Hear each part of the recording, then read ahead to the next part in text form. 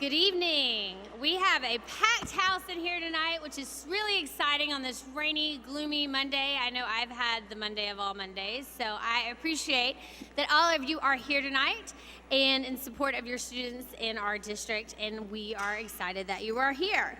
And with that, I will officially call this meeting, the Fayette County Board of Education, in order on February 24th, 2020.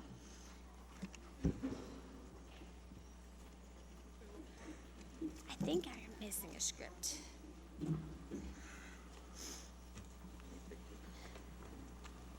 All right. At this time, will you take roll call, Ms. Daly? Mr. Raymond Daniels. Present. Mr. Darrell Love. Present. Ms. Christy Morris. Present. Mr. Tyler Murphy. Present. Ms. Stephanie Spires. Present. Again, I'd like to welcome all of our guests that we have in the audience, and I'd like to welcome especially our 3 honorary board members. So each month, we have a student, a classified, and a teacher representative serve on our board, and we encourage them to participate in the discussions. They come to the planning meeting and then again this evening, and so we are excited to have them here, and I'm going to tell you just a little bit about them. So Walter Lezinski is a Spanish teacher at Tates Creek High School, and he came to the United States from Argentina in 2002 with his wife and 3 kids at the age of 36, not knowing any English. Despite the odds, in 2007, he decided to become a teacher and started attending Bluegrass Community and Technical College first, and then Eastern Kentucky University later on in 2010. He obtained an Associate in Arts from BCTC in 2010, a Bachelor in Spanish Teaching from Eastern Kentucky University in 2013, a Master's degree in Educational Leadership and Policy Studies from the University of Texas at Arlington in 2015, and he is currently working on his 2nd master's degree in Educational Leadership at Eastern Kentucky University. This is his 7th year at Tates Creek High School teaching, and he serves on the Tates Creek IB community, and in the past has served as the SBDM member and as the JV boys soccer team coach. So we welcome him this evening.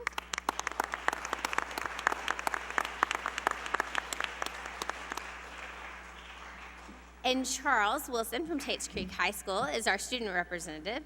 Charles is a junior in the IB program at Tates Creek High School. He is an Academy ambassador. He is involved with several activities, including the marching band, where he is low brass section leader, the symphonic band, student council, where he is junior vice president, and Leadership Lexington, Youth Salute, and Beta Club. Charles also is a peer tutor for special education classes at Tates Creek. He has received a Band Citizenship Award and Principal Recognition Award.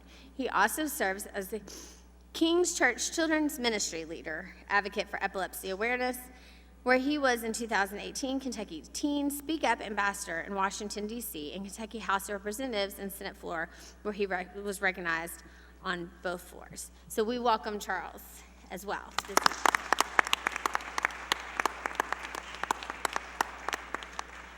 And we have one more Charles. Charles Nate Jackson from Plant Operations is our classified staff representative. Nate is a valued employee of Plant Operations, is an integral part of our grounds department. His hard work and dedication to the students of the Fayette County Public Schools is exemplified by his work ethic, teamwork, and wonderful attitude. Nate is married to a FCPS teacher and has 2 beautiful children. He and his wife are hoping to expand their family by adopting a child in the near future. Nate and his family reside in Lexington. His hobbies include cheering on the Michigan Wolverines, working on cars, and spending time with his family. And we want to welcome Nate.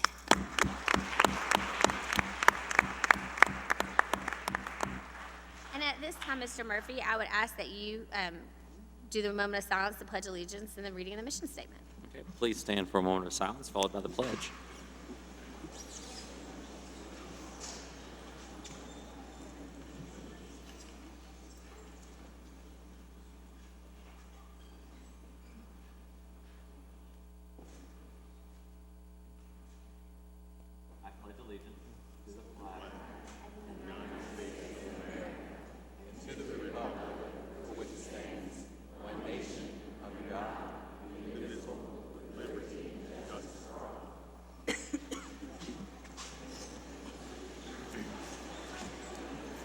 Our mission is to create a collaborative community that ensures all students achieve at high levels and graduate prepared to excel in a global society.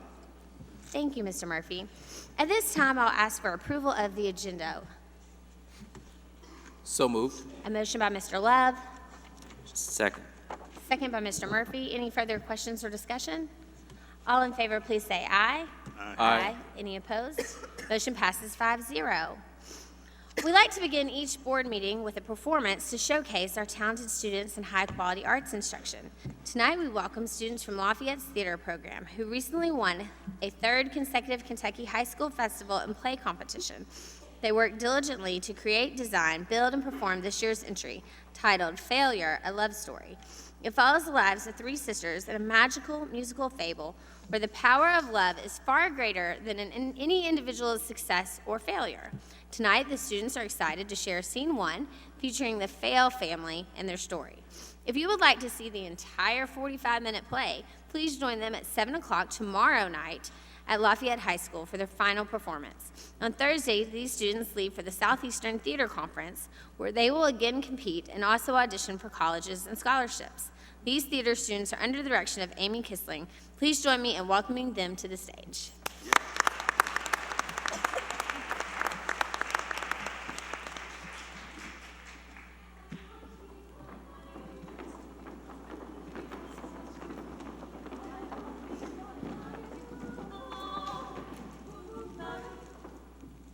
Nellie was the first of the Fail girls to die, followed soon after by her sisters, Jenny Jude, and Gertie Fail. in that order.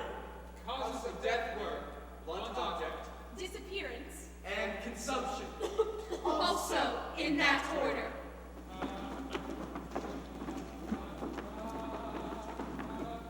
Of course, plenty of the Fails had died long before Nellie did. Why, her own parents, Henry and Marietta Fail, drowned near the Chicago River some 13 years back. Casualties of the Eastland riverboat disaster. Oh, they weren't on the Eastland. No, they're in a brand new Stutes Bearcat, rattling east along South Water Street toward the Ohio Street Beach. The air was busy with hubbub and merriment. A gramophone pleaded with the passengers. And she thought to herself, This is living. This is absolutely living. She was about to remark as much to her husband Henry when Henry was in no mood. the brand new Stutes Bearcat had not been his idea. We certainly didn't need a car to come to America, and we don't need one to stay here. To their left, the overcrowded Eastland strained against its moorings. All at once, the weight of the people in white became too much for the top of the Eastland. And snap! Everybody cried, Henry, look out! And he did, swerving the brand new Stutes Bearcat right off the road and into the concrete feet of the old Chicago Board of Trade, destroying the building's facade and upsetting, but not dislodging, the overhead bust of Dr. Ian K. Bonner, father of Illinois and psychiatry. Henry fell flat with the clutch. It came off with his hand. He stomped on the brake. The Bearcat slid back. Henry, look out! Into the street he laid on his horn. To his wife. Before either family knew it hit them. The Chicago River did.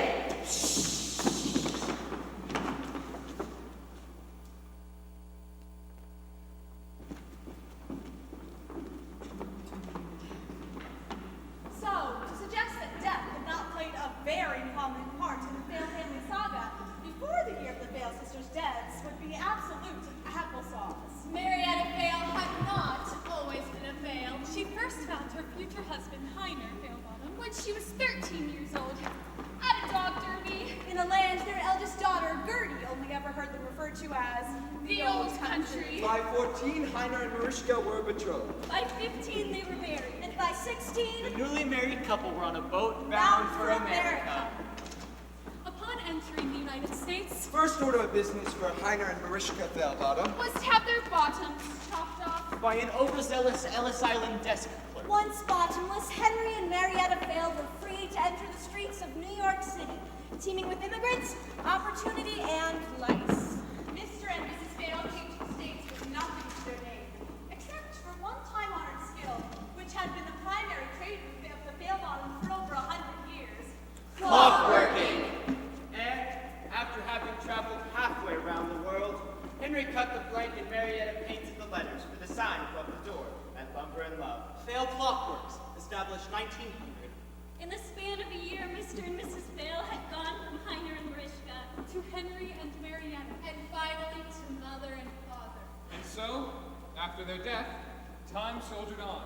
The Vale children still live in the rickety two-story Vale block-house, established 1900 on lumber and log. But they are no longer children. Gertie Vale has taken up where her parents left off, keeping Chicago's clocks and her family shop ready. At the ripe old age of 22, Jenny Jude Phil has devoted herself to competitive lake swimming. a very beautiful 20-year-old Nellie Vale seeks only the simple joys of days amongst friends and family and nights of jazz and jitterbugging. At the age of 18, the studious John Infale busies himself pursuing an education in the veterinary sciences, although no one knows exactly what he plans to do with that. It is February 1928, and it is the last year of each of the Vale sisters' lives.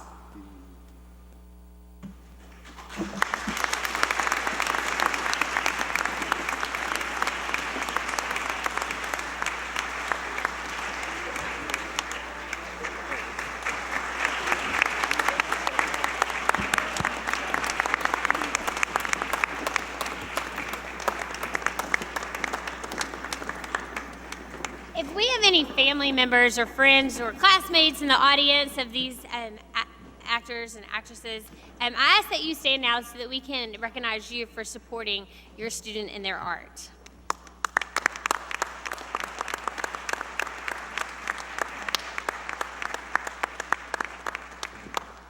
And at this time, I would like to invite my colleagues down front for recognitions.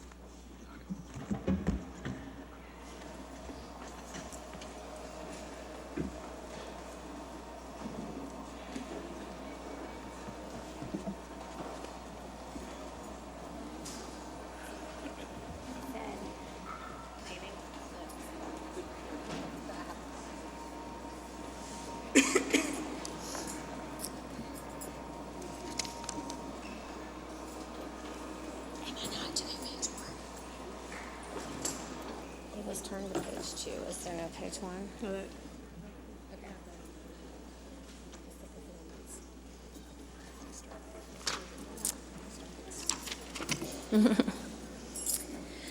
Junior Beta Club Convention. Several of our students competed at the state's 2020 Junior Beta Club Convention. 8th grader Danette Shackman from Edith J. Hayes Middle School placed first in the jewelry category. She and her original designs will advance to the national competition this summer.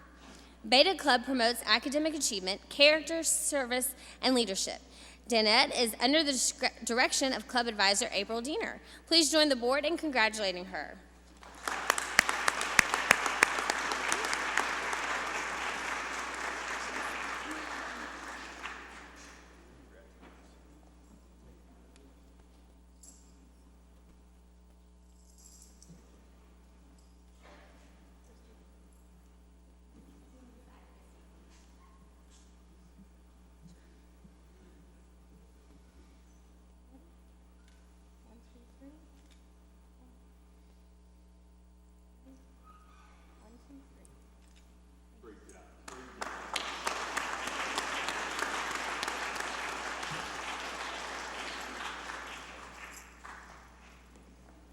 And we'd like to invite any of your family and friends to stand as well and support and recognize them for supporting you and your talent. She showed me one of her bracelets that she made. A team from Beaumont Middle School placed second in Section 27 of this year's 6th grade showcase, which is sponsored by the Honorable Order of Kentucky Colonels. This event provides a competitive academic opportunity for the state's 6th graders who are sometimes lost between elementary and middle grades in the Governor's Cup Series. The top individual scores from Beaumont included Ahan Thomas, first place in language arts, Sanvi Bodhi, first in arts and humanities, and Nella Pala, first in composition. Please join the board in saluting the Beaumont 6th grade team and their coach, Sanjita Kadambi.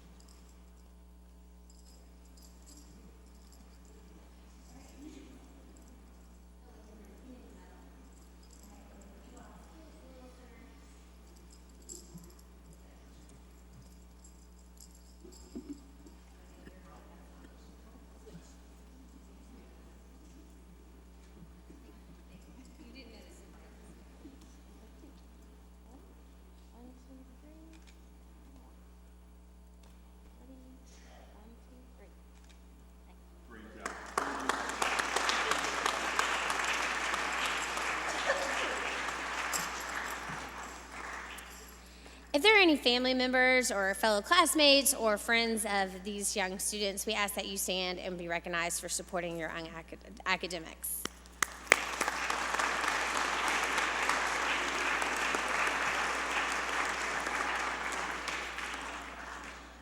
More than a dozen seniors in Fayette County Public Schools in 2020 candidates in the U.S. Presidential Scholars Program, which is one of the nation's most prestigious honors recognizing high school students' accomplishments. Application is by invitation only.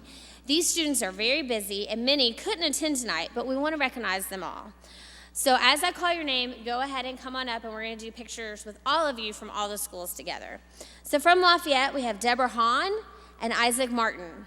And from Paul Lawrence Dunbar, Abigail Pfister, Grace Goff, Grammy Marshall, Brian Shee, Parker Smith, Ashley Sue, David Baluka, Eddie Wan, Jason Wong, Nicole Wong, and Stephen Yin. Semifinalists will be announced in mid-April, and as many as 161 winners will be named in early May. Please join the board in applauding these students on their outstanding accomplishments.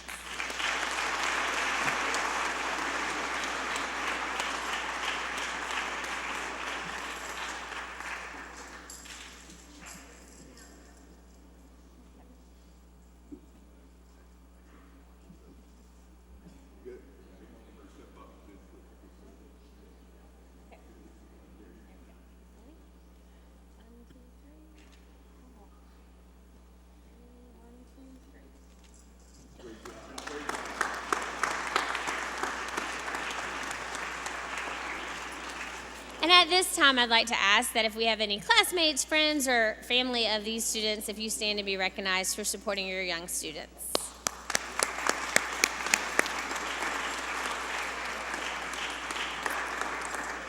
The Foundation for Music Education has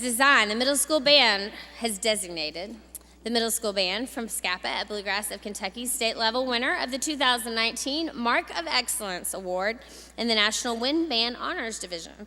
The foundation, which receives 320 recordings from 38 states for this year's competition, recognizes outstanding achievement in performances by high school and middle school bands, choirs, and orchestras. Since the program began in 2008, only 5 Kentucky bands have earned the Mark of Excellence, and SCAPA is a 3-time recipient.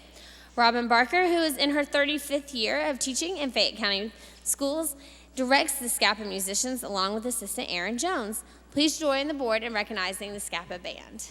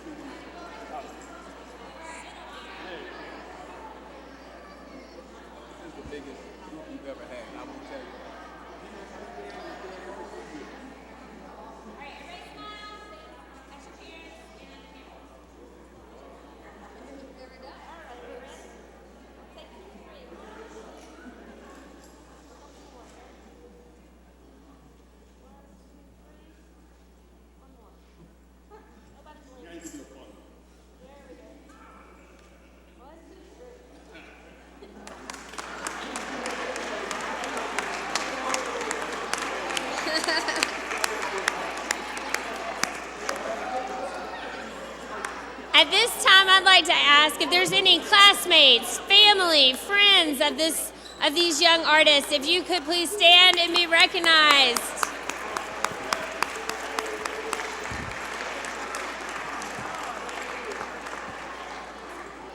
I am going to give them just a second to return to their seats.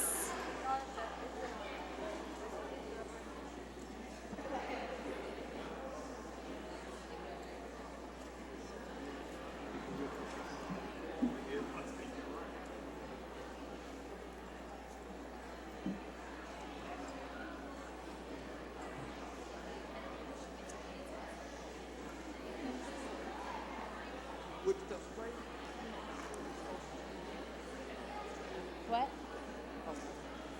It's kind of right, so there's not really a lot here.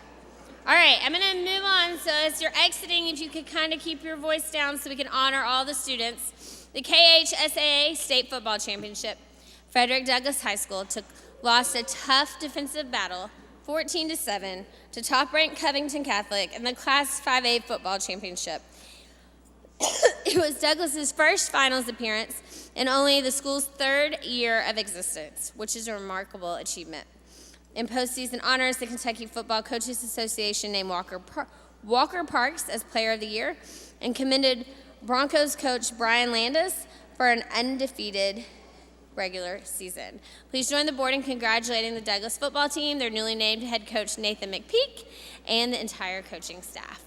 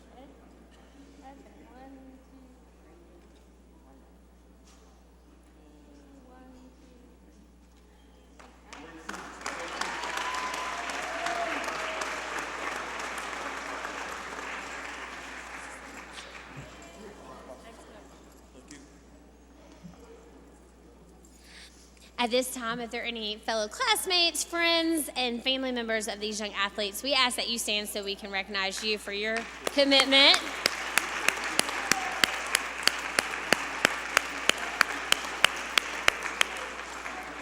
This team cheered you on hard this year. Part of the reason for their success, I'm sure, is that the Frederick Douglass High School took second place in the large varsity division at the 2020 Universal Cheerleaders Association National High School Cheerleading Championships. Douglass also earned first place in the large division at the 2019 KHSAA State Competitive Cheer Competition. This team is coached by Haley Huddleston and Alexa Wingate. Please join the board in recognizing this group on their remarkable year. Come on forward.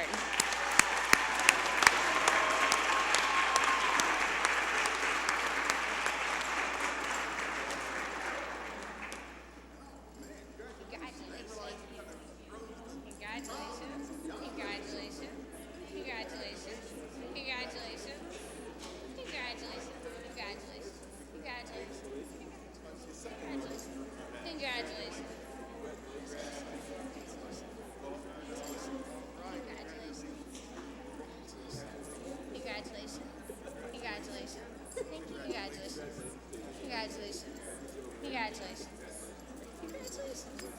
All right.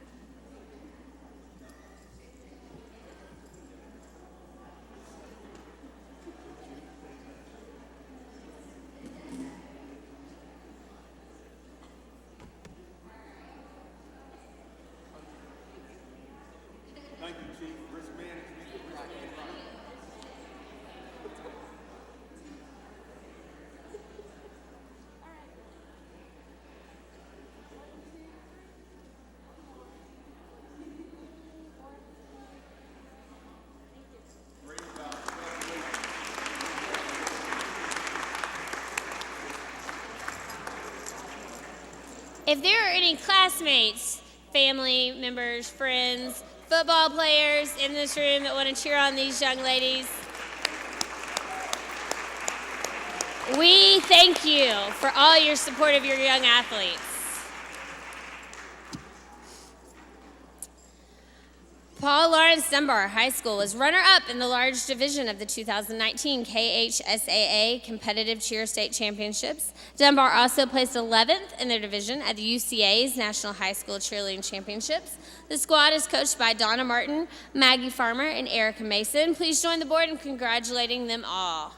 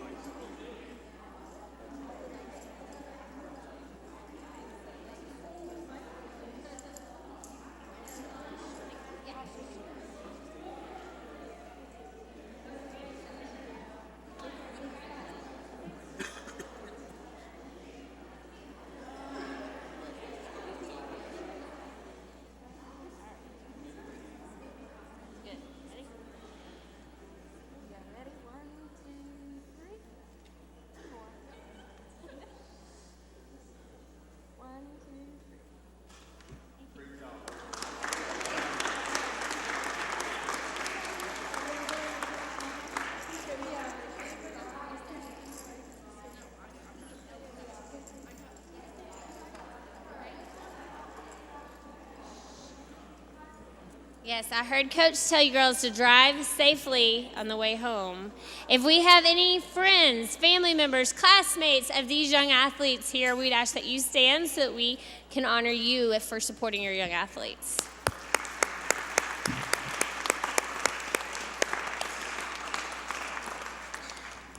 Moving on to dance. Lafayette High School secured first place honors in the Jazz Division of the 2019-20 KHSAA Dance Championships and finished third in hip hop. Lafayette also placed first at the Universal Dance Association's Bluegrass Championships and sixth in the country at the association's National Dance Team Championship. The team is coached by Kara Terry, and please join the board in acknowledging their outstanding season.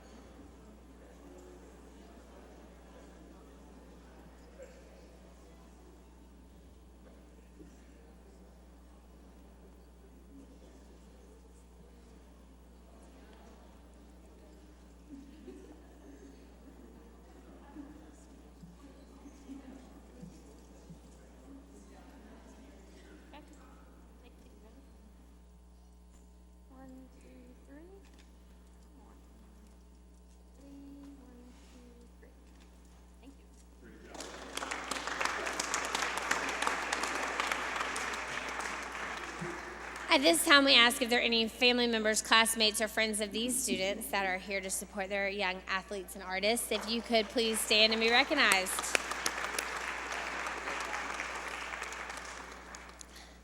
The most prestigious credential a teacher can earn is National Board Certification. This voluntary assessment program recognizes and rewards great teachers after measuring their classroom practices against high and rigorous standards. To earn this certification, teachers must build a portfolio that includes student work samples, videos reflecting their teaching style, teaching materials, and documentation of their subject area knowledge. Fayette County Public Schools is proud to salute 17 teachers who have earned National Board Certification.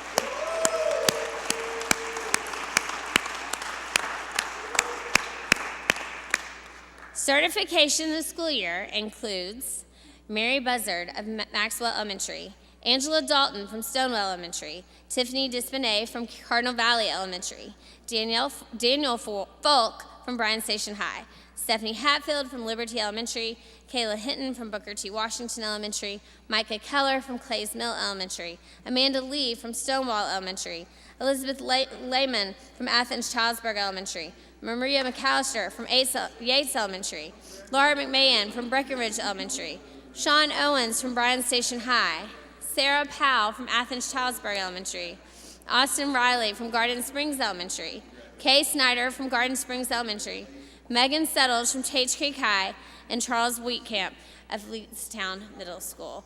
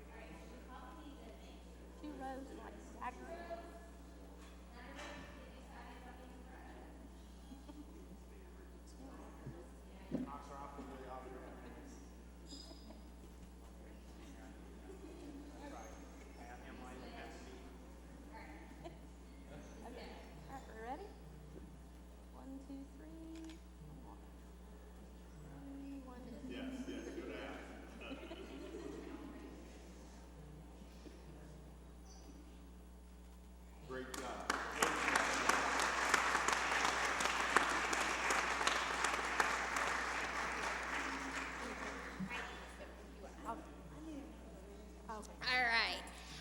I want one more round of applause for these teachers.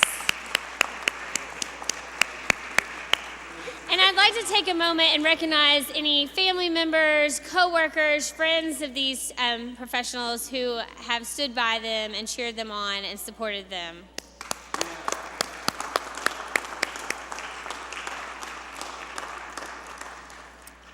Our very own STEM bus was a National STEM Excellence Award finalist at the 2020 Future of Education Technology Conference. This award goes to the top 3 schools or programs in 3 categories. The FCPS STEM bus was recognized under elementary for the district's work to bring science, technology, engineering, and math experiences to every 3rd grade student through school visits.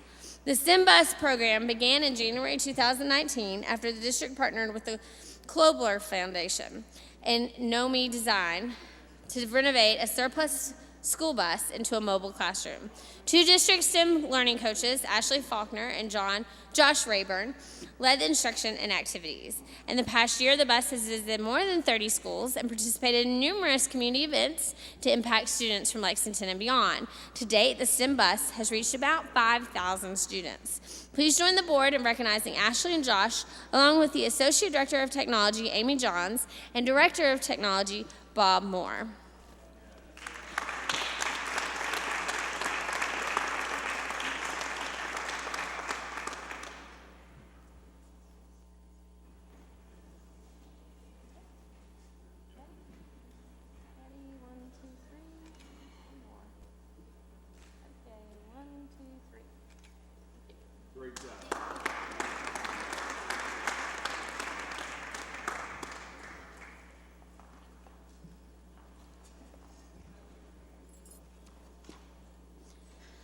The American Society of Heating, Refrigerating, and Air Conditioning Engineers, or ASHRAE, highlights innovative building concepts, technological achievements, and proven sustainable design through the ASHRAE Technology Award.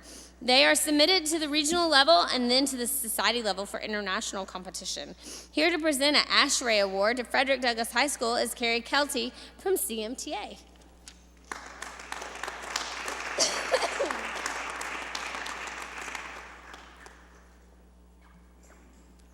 Society level awards compete on an international level from all regional first place winners, performing 60% better than the average high school in the nation. It's an honor to present this award to Frederick Douglass High School as a second place ASHRAE Society Technical Award winner.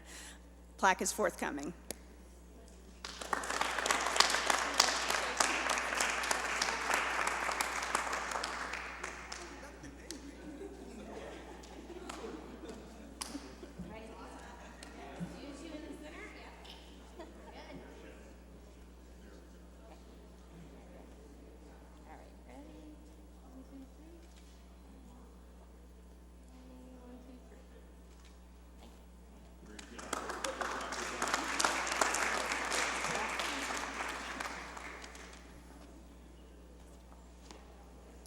Good evening. It is my honor tonight to introduce this month's recipients of our 212-degree recognition. This award is for employees who give a little extra in order to make a difference in the lives of those we serve. We call it the 212-degree award because 212 degrees is the temperature of boiling water. At 211 degrees, water is scalding hot, but it doesn't boil until it hits 212. And that 1 degree is the difference between really hot water and the steam that can power a freight train. Reaching our mission of creating a collaborative community that ensures all students achieve at high levels and graduate prepared to excel in a global society is going to require an extra degree of effort from all of us. Tonight, we have the opportunity to thank 2 men who are wonderful examples of going above and beyond, John Vogler and Randy Schwartz. We often talk about the importance of our transportation team. Our bus drivers and monitors are the first FCPS team members who interact with students and families each morning, and the last to do so in the afternoon. We were recently contacted through social media by a mom with 5 children attending 5 different schools who wanted to let us know that FCPS has, quote, awesome bus drivers. They care for my kids like I do, it almost feels like, unquote. I asked her for details, and here's what she shared. Mr. John, 207, has been the bus driver for a few of my sons who have all gone through the accelerated program at Metathorpe. So we've known him at least as a bus driver for a few years. He is a great man. On more than one occasion, my son has left important belongings on the bus. And each time, Mr. John has called our house and offered to bring it by on his way home from his last bus route. I've always told him that it wasn't necessary to go out of his way, but he just chuckles and says it's not a problem, and that he knows kids leave things, but it was sometimes they really needed those things, it was sometimes things that they really needed to take home with them that day. Whenever he came by the house, we chit-chatted for a while, and I got to know a bit of his past before becoming a bus driver. We even saw him at the store recently, and he recognized my son, of course, came over to give us a big hug and wish us Merry Christmas. Simply for the fact that he not only collects the missed items, but reaches out in an attempt to return them prior to the next school day, and then assures me that he does not feel burdened to do so, makes him a really special person, and one I know must care for our kids more than I realize when he can take his personal time to be so kind. My interaction with Mr. Randy from bus 1966 does not have any specific meritorious moment. It's just knowing that he loves and cares for every student on his bus the way that we all hope a bus driver would. From a logistics standpoint, he is never, ever, ever late. And if he is, we as parents begin to worry that something might have happened. Knowing that he does his best to maintain an extremely reliable schedule is immensely appreciated by me for sure. I have 5 kids and 5 different schools, and it is quite the challenge to get everybody where they need to be on time every single day. Knowing that Mr. Randy is the first person my son sees when he boards the bus in the morning and is greeted every single day with a cheery good morning and a wave to the parents as they leave is very comforting. And almost every day when my son gets off the bus, he races the bus home. And somehow Mr. Randy makes sure he is able to win every single time. Mr. Randy knows the names of every student on his bus, and I think almost every house where they live. I have noticed that he slows down as he passes our houses to make sure our kids have gotten home safely. All of this and the little things he does every day make me so thankful that he's our bus driver. Mr. John and Mr. Randy, we're not sure if you were able to make it tonight, but if you're here, please come down as I ask the audience to join me in extending a heartfelt thank you for all you do, not only as bus drivers, but as ambassadors for Fayette County Public Schools.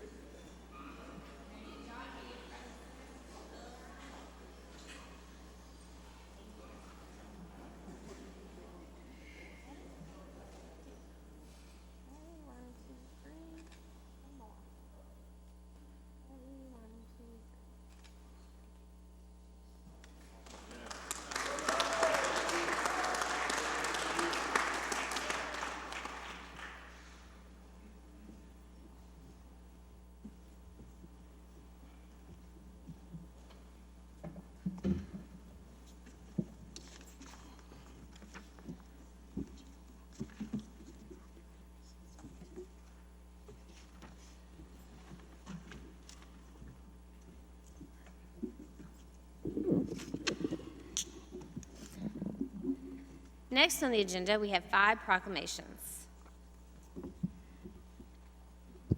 Our first proclamation recognizes March as Athletic Training Month. It is my honor to invite UK Healthcare Orthopedic Surgery and Sports Medicine athletic trainer Peter Gray, who works with the student athletes and coaches at Henry Clay High School, to the microphone to read this proclamation.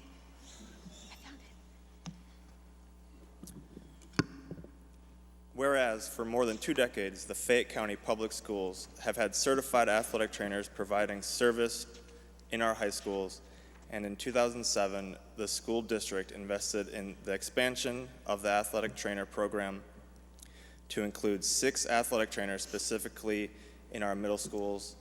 And whereas athletic trainers are healthcare professionals who specialize in prevention, recognition, management, assessment, treatment, evaluation, immediate care, and rehabilitation of emergency, acute, and chronic medical conditions, as well as injuries that result from physical activity. And whereas, since sports safety is a team effort, athletic trainers work under the direction of a licensed physician and collaborate with other healthcare professionals, coaches, parents, and administrators.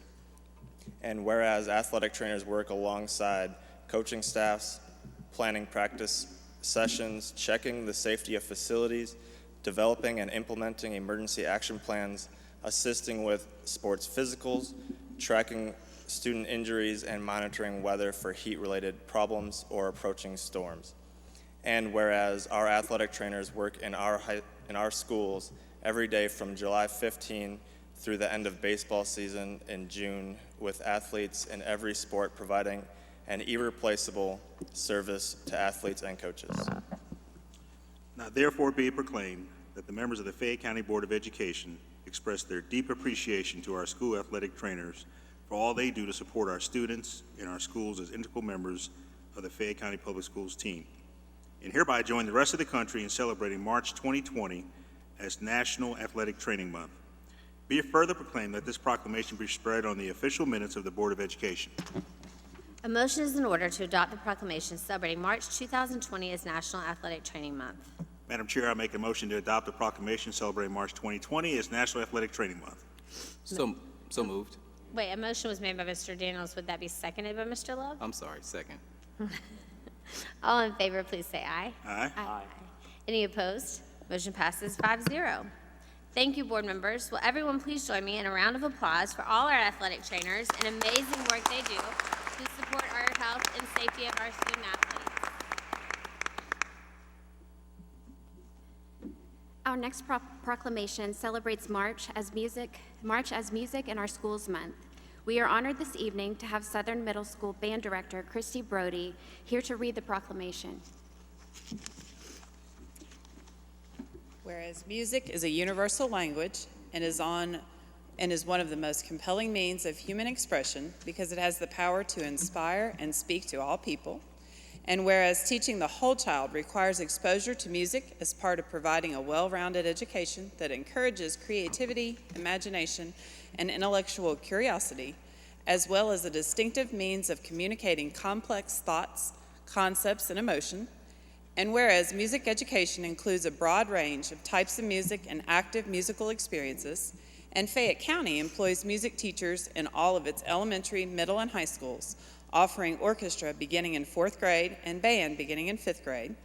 And whereas the study of music helps develop language and reasoning, persistence and craftsmanship, hand-eye coordination and fine motor skills, engagement and collaboration, empathy and listening, spatial intelligence and pattern recognition, critical thinking and self-confidence, and whereas music education contributes to a school environment of high expectations, discipline, and academic rigor, strengthens student problem-solving and critical thinking skills, and provides another opportunity for family, community, and business involvement with schools.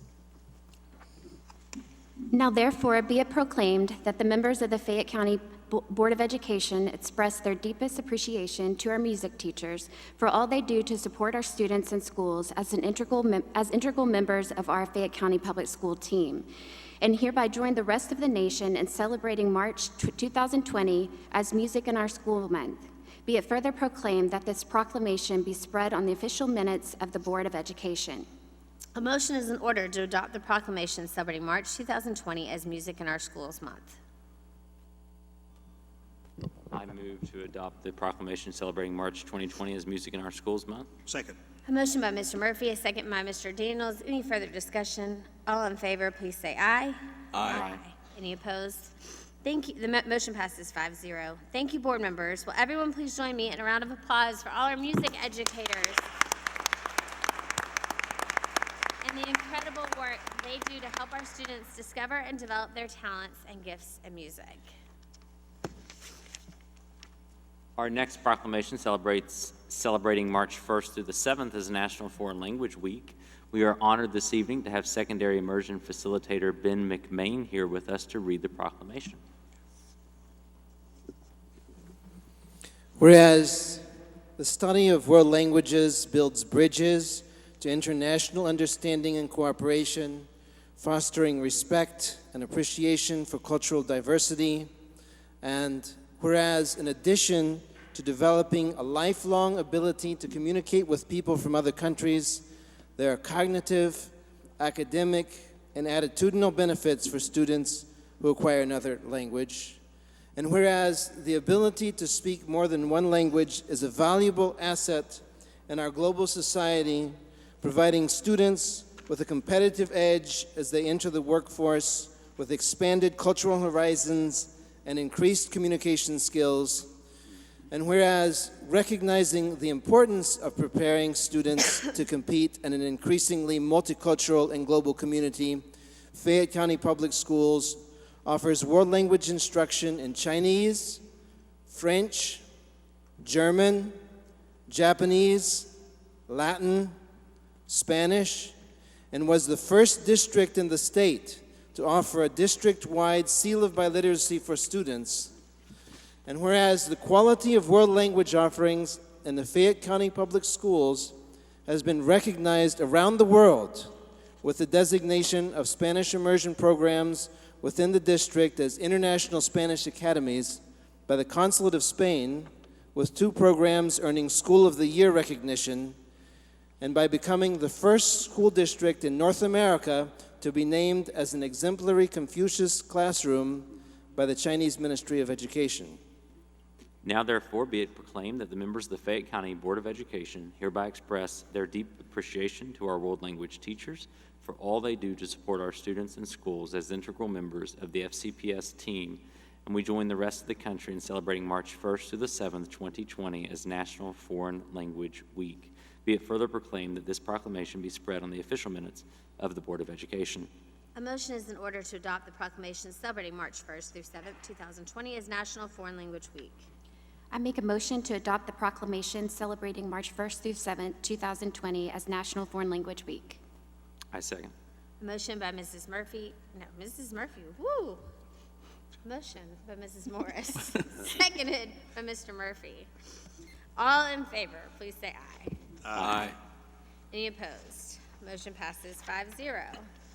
Thank you, board members. Will everyone please join me in a round of applause for our world language teachers and our amazing work. Thank you.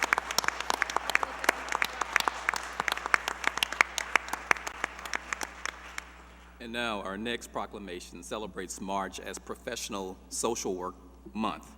We are honored this evening to have Harrison's Elementary School social worker Tony Dunn, who was the 2018 Kentucky Social Worker of the Year, and Leestown Middle Child Guidance Specialist Lori Vogel, the 2019 Kentucky Social Worker of the Year, and President of the Kentucky Association of School Social Workers, here with us this evening to read the proclamation.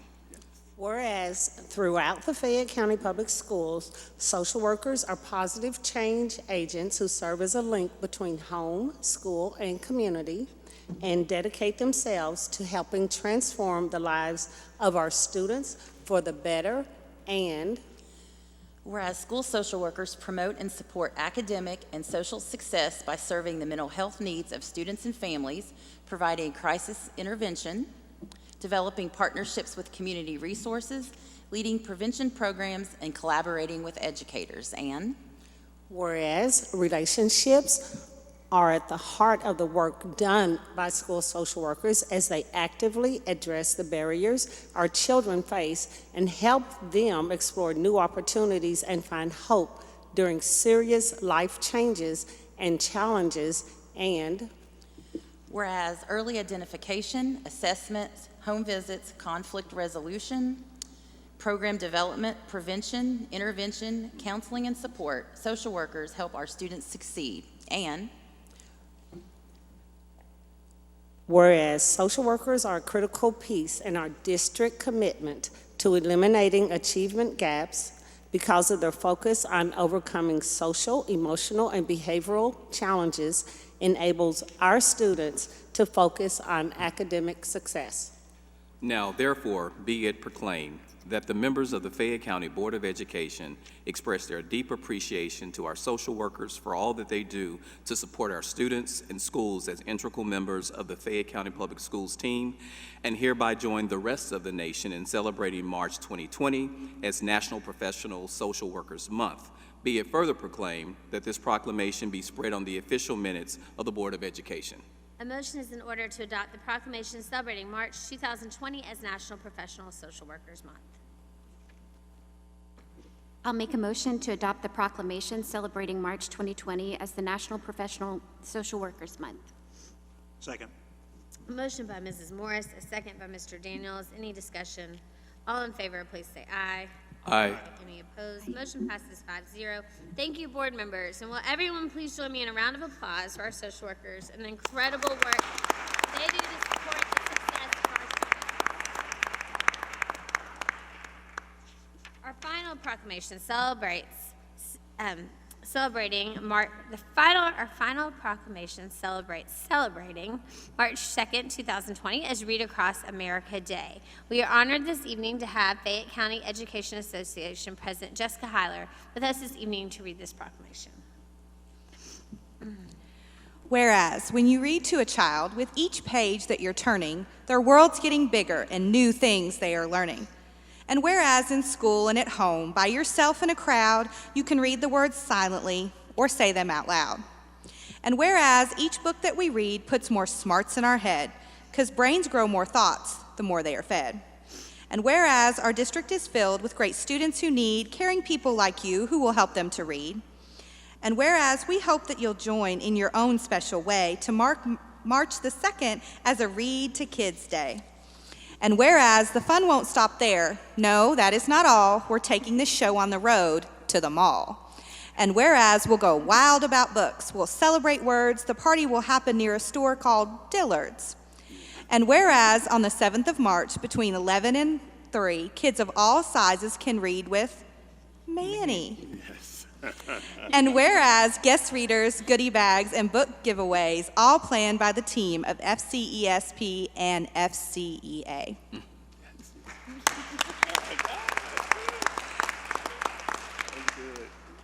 Now therefore be it proclaimed that the members of the Fayette County Board of Education stand firmly committed to promoting reading as a catalyst for our students' future success and global society, and hereby join the rest of the country in celebrating March 2nd, 2020 as National Read Across America Day, and encouraging everyone in our community to engage in and support programs and activities that encourage our children's love of reading. Be it further proclaimed that the proclamation be spread on the official minutes of the Board of Education. At this time, I'd like to make a motion to adopt the proclamation celebrating March 2nd, 2020 as National Read Across America Day. I second. I have a motion by myself, a second by Mr. Murphy. All in favor, please say aye. Aye. Any opposed? Thank you, board members. Will everyone please join me in a round of applause for our FCEA and FCESPA leaders and members of the ongoing support for Read Across America Day. And I also think we should give a round of applause for all the parents this week who are trying to figure out what outfit their kid is supposed to wear what day at what school, because I know we are all challenged between crazy stripe day and sock day and hat day and all the other things that we're going to be doing over the next week to celebrate. And so I think everyone deserves applause for keeping up with it. All right. At this time, I'll turn it over to you, Superintendent Clark. Thank you, Madam Chair. Thank you, Board. Before we begin the superintendent's report tonight, I'd like to personally welcome our teacher, student, and classified representatives this evening. Walter, Charles, and Nate, you represent important voices here at the table, and I encourage you to share your thoughts and observations so the actions taken here will be the best they possibly can be. So we're going to bypass the superintendent's report, and we're going to move right to the equity report from our equity officer, Mr. Darrell Thompson, and his team. So I have them come forward at this time. Don't be shy.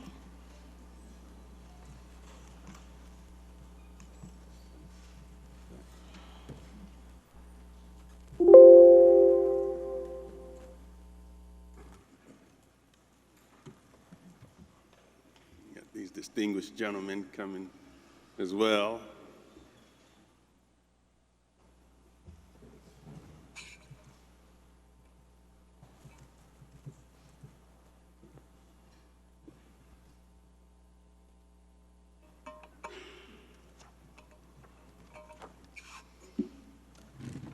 Good evening. Good evening. Good evening. As we salute and celebrate Black History Month, we want to take a moment to recognize some of our community partners, which we don't often get a chance to do. As you know, one of our tenets and pillars is that it takes an entire community to ensure the success of our public schools.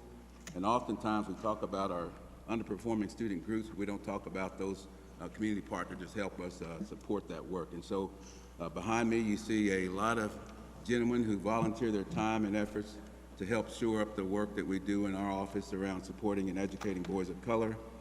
And wanted to take this opportunity. They were present at the February Equity Council meeting, but I certainly wanted the public to get a chance to see them and hear their voices and see that they're real people, because again, oftentimes we just see the results of their work and not get a chance to celebrate them. So I'm gonna pause for a minute and just ask them to stand, and then we'll do a little short presentation that will recognize them as well as a video. All right. Yes.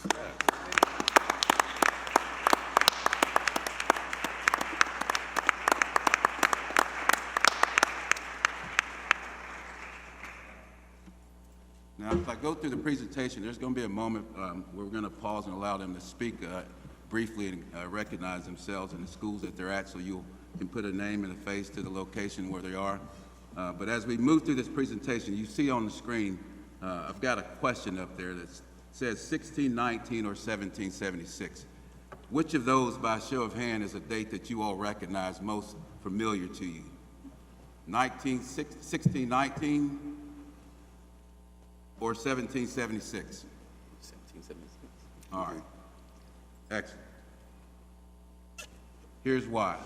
This is an excerpt from this week's Leader that speaks to the 400th anniversary of the beginning of slavery here in what we call America. This 1619 project basically dates back to August of 1619, which celebrates 400 years when the first human beings were brought to the shores of this country as slaves. It's unfortunate that we don't celebrate this in our history because that truly shapes the beginning of racism, inequalities, and all the other isms that we deal with in America today. It's very barbaric. It cuts to the core of my spirit when I think about the pains and the sufferings of any human that had to endure that. So when we look behind us, I mean, I couldn't tell you where my grandfather's father came from. Imagine that. I mean, deeply rooted with a lot of lost history that I cannot trace because some of the things that were robbed and taken away from those 20 or 30 individuals that were brought to these shores. So just wanted to place that on your minds as we go through this year's celebration. It's unfortunate we have to take out a month in a year to do it, but we have to take a month in a year to do it, to celebrate some of the successes. And again, what we want to do is remind people that African American history did not start with slavery. So that's often what we see depicted in our history books and the narrative and the stories that's told. And so you'll see in this little short excerpt, Superintendent Kalk took the opportunity to share across our school district leaderships and bring this top of mind to set things in tone. But also as we were doing our courageous conversations as we do every week in cabinet, we have tough conversations around how we can eradicate and ameliorate disparities and racism and discrimination and implicit bias. It takes tough conversation, it takes skills and competency to do so, so I commend him for his leadership for pushing these issues forward because it takes iron to sharpen iron, and in order for us to get better, we have to challenge ourselves in this space. So, given that, he often challenges us to take this work back to our offices and our apartments. And you'll see within his excerpt, he speaks to Vita Stewart, who's sitting here to my left, to your right, who took this and lifted it off the page and authored a poem that I certainly haven't had a chance to experience, but Superintendent Kalk had the opportunity to experience, and I think at this time I'm going to pause and allow her to speak first to set this poem in context and then share with you her great work. So the 1619 project, along with the BMW Academy, put on a production last Sunday of 619 to the present, bringing to life and off the pages the struggle from Africa to America and the contributions of African Americans. Both disparaging things that happen, but also celebrating all of the great things that have come from our struggle. And so that's the context in which I come. This was scene 8 of the program, and so there was a lot that went before it, and so this is just an excerpt.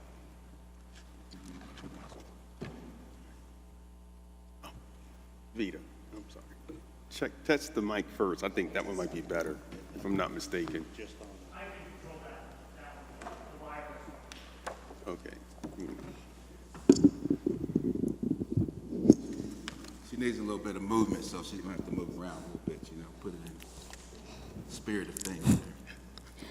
From Africa's beautiful native soil to America's dark and stain-filled toil, from one continent's heat and beat of the morning drum to another's labor, from the rise of the day to the going down of the sun, look how far we have already come. Through kings and queens with our names being sung, to middle passages where our bodies into the ocean slung, through auction blocks where the hammer rung, to large oak trees where our sons and daughters are hung, Look how far we have already come. From dangerous railroads housed beneath the ground to stars in the north where freedom's door was found.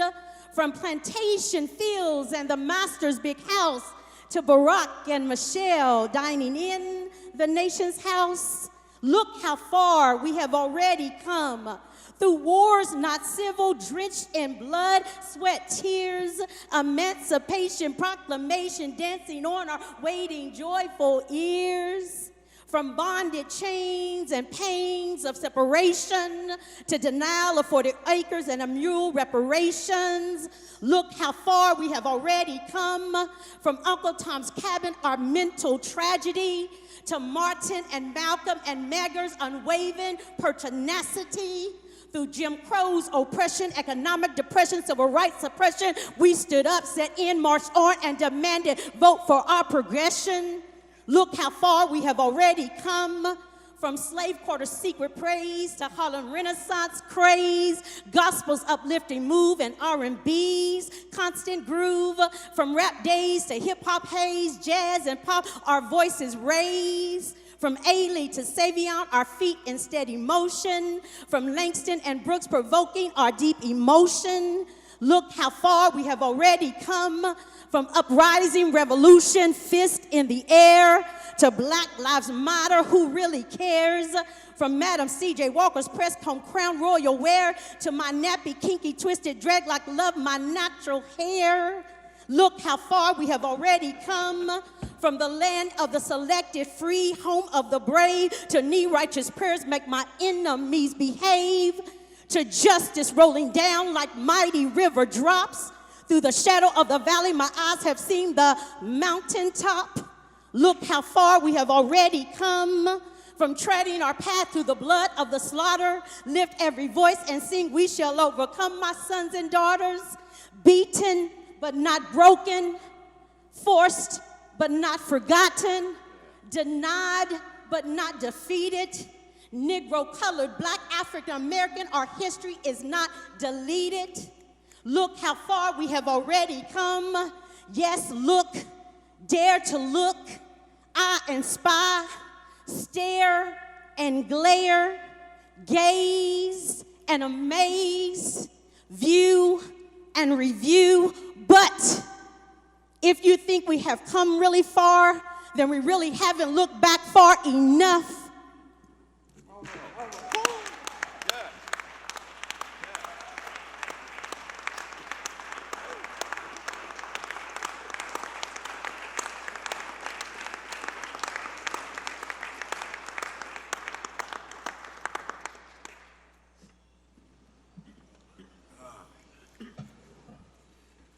I'm going to pause right there and ask you all if you have any questions for me. Or any comments. Outstanding. Yeah. That's it. Yeah. Thank you. I agree with that. Just outstanding, telling the arc of 400 years in a way that captures the spirit and is inspirational. And like you said at the end, if you think we come far enough, you can look back far enough, right? We still got ways to go, so greatly appreciate it. And one of the most compelling primary sources I use in my classroom is King's letter from Birmingham jail. And there's a reference he makes to the rights, which, to your point about 1776 being a date that we all recognize, and people think of the rights mentioned in the Declaration of Independence, that all men are created equal and entitled to life, liberty, and the pursuit of happiness, which didn't apply to everyone, obviously, in 1776. But in the letter from Birmingham jail, King notes rights that have been denied for 340 years. And students are often perplexed by that number because it takes them back further than 1776. And that's when they realize he's talking about 1619, rights that have been denied even from the very beginning, just basic human rights. And so it's an important message that isn't talked about often enough. It's not a date that's discussed. And it's really an incredible project, the 1619 project. And I appreciate what you all are doing to educate us locally as well in conjunction with some of this national work that's being done. Thank you. Well, I'm going to take us a little lighter going forward into the rest of our presentation. And again, where we come from is what you just heard from Ms. Stewart. I'm going to introduce Mr. Christian Adair, who's also part of our office. Christian started the work in our office back in 2016, 17, when we visited COSBOC, which is the Coalition of Schools Educating Boys of Color in New York, and was fortunate enough to then begin our work in that office by bringing Mr. Adair up from Bryan Station Middle School and now supporting mentoring programs across all 16 of our middle schools. And I'm letting him share. 12, I'm sorry. I think we're going to play a video real quick here. Yeah. So we'll just watch the slide here for about 2 to 3 minutes and Like 2 years ago, I started having a growing yearning to help young African American boys more about like our plight and the unjust killings of unarmed African Americans. I just wanted to do something, and I didn't want to do anything really big because something really big didn't really change me. It was just one-on-one discipleship from my mentor. And so I wanted to do something on a small scale in my neighborhood, and that would allow me to be in the lives of young Black boys. So for me, mentorship is something that, I take personal. It all stems from trying to expose students to a positive male role model within their community. And that's something that touches me just because I grew up for the most part of my life without that male role model. My parents separated when I was 9, and then shortly after that, my father was deported. I mentor because it's a part of my faith to go out and make disciples. I had my father, my grandfather, uncles, people within the community that mentored me. And I can clearly see how it benefited me. I turn around and think that it's time to give that back. What we do is we give kids an opportunity to work with horses, so we're an introduction to the equestrian world and horsemanship. I think the biggest reason is because, when I was growing up, I was exposed through family, through the legacy of my grandfather. Had he not shown me, then I probably wouldn't have really gotten into equestrian. When you look at coding, which that's what I'm a part of, this is the technology age. We have a lot of African American kids, particularly boys, that does not have the opportunities, one, to learn, or two, have technology available to them to even learn. So what I'm trying to do is some of the things that I've learned through my life is to give back to the community in that form. So I want to expose the students to different career paths that they may take. I myself am a computer science major, so showing the students that they're going to have those options and that they can do something similar because there's people like them who look like them doing those things. Will give them that sense of like, I can do it too. I can make it that far. Being raised in the community that I was raised in, between church and my own family, I had mentors. And like I say, when I moved back to Kentucky, there was a lot of kids that I watched that didn't really have anything to do. So that's where the organization came about. And just, the opportunity for me to share the knowledge that I know through a legacy of my grandfather and being able to share it with other individuals. It's an easy thing for me, to be honest. Makes me feel good, because I'm not the social media person just talking about change. I'm actually doing it, and that makes me feel like 10 times better than just talking. I can go to bed at night just resting easy, that I know that I'm giving my time to help shape the lives of young men and their families, their future families, and the people they come into contact with. Makes me feel great. I really can't put it in words sometimes, but I know it is a good feeling, and knowing that I'm making a positive change is something that I really like. To know that I'm creating sort of a ripple effect, that if I mentor these students, they are more likely to mentor others. And I had a student one time said that he really liked the program because he got to see other students like him, other students that look like him, and that really touched me, and that just speaks volumes in regards to how students will feel and also how it makes me feel. It's a great feeling. It's an exciting feeling. When you see that the light bulb comes on and you see that all of a sudden they're excited about their success, internally it makes you feel really good. It's also unique when you see the parents' eyes light up, because once they see their kids are very successful at whatever they're doing, in my case with Code Command, they're just as excited. It's amazing. When I have to talk in front of a group of people about them, I actually get emotional, and I'm not an emotional person. And so when a kid can bring a tear to your eye, a tear of joy, it's something special. Yes, yes, yes.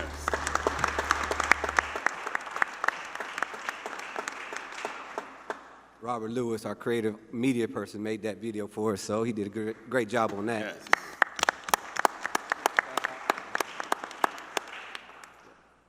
So what you saw there was the connecting of the 17 hours in a community with the 7 hours in schools, and we want to highlight a few of our mentors because they put a lot of work in supporting our kids in the school district and other places and outside the school walls.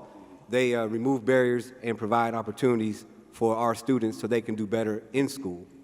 We have a few gentlemen back here, and we're going to allow them to introduce themselves real quick and what school they actually volunteer. Some of them are teachers in the building, but when they are mentoring outside the building, they're not being paid for that time. They're doing it on their own time. And Walter, if you can join in as well, he's at Taste Creek, and I didn't know he was going to be down here, but he's also, if you can start out real quick. Just Yeah, that's right. Well, somebody introduced me already. My name is Walter Losinke. I'm a Taste Creek teacher and will volunteer my time to help kids of color. First talk that I had with Mr. there was that I don't look like, but I do have background, so I came from a different country, like you know. So that kind of touched me to be helping other kids that were like me when I was a kid. So I want to return and give back to my community that. Yes, thank you, thank you. Yes. Good evening. My name is Steve Durson. I'm the social worker at Dunbar High School.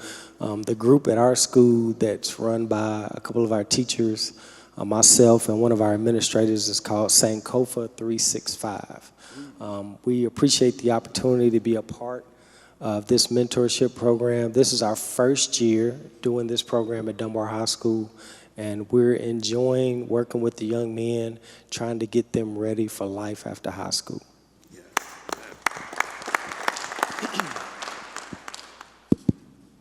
Mic check, can y'all hear me? My name is James Bruce from Frankfort, Kentucky. I do a 3M, Make Me to a Man at Crawford Middle School. I also am a Jobs for America's Graduate Specialist at Paris Independent Schools.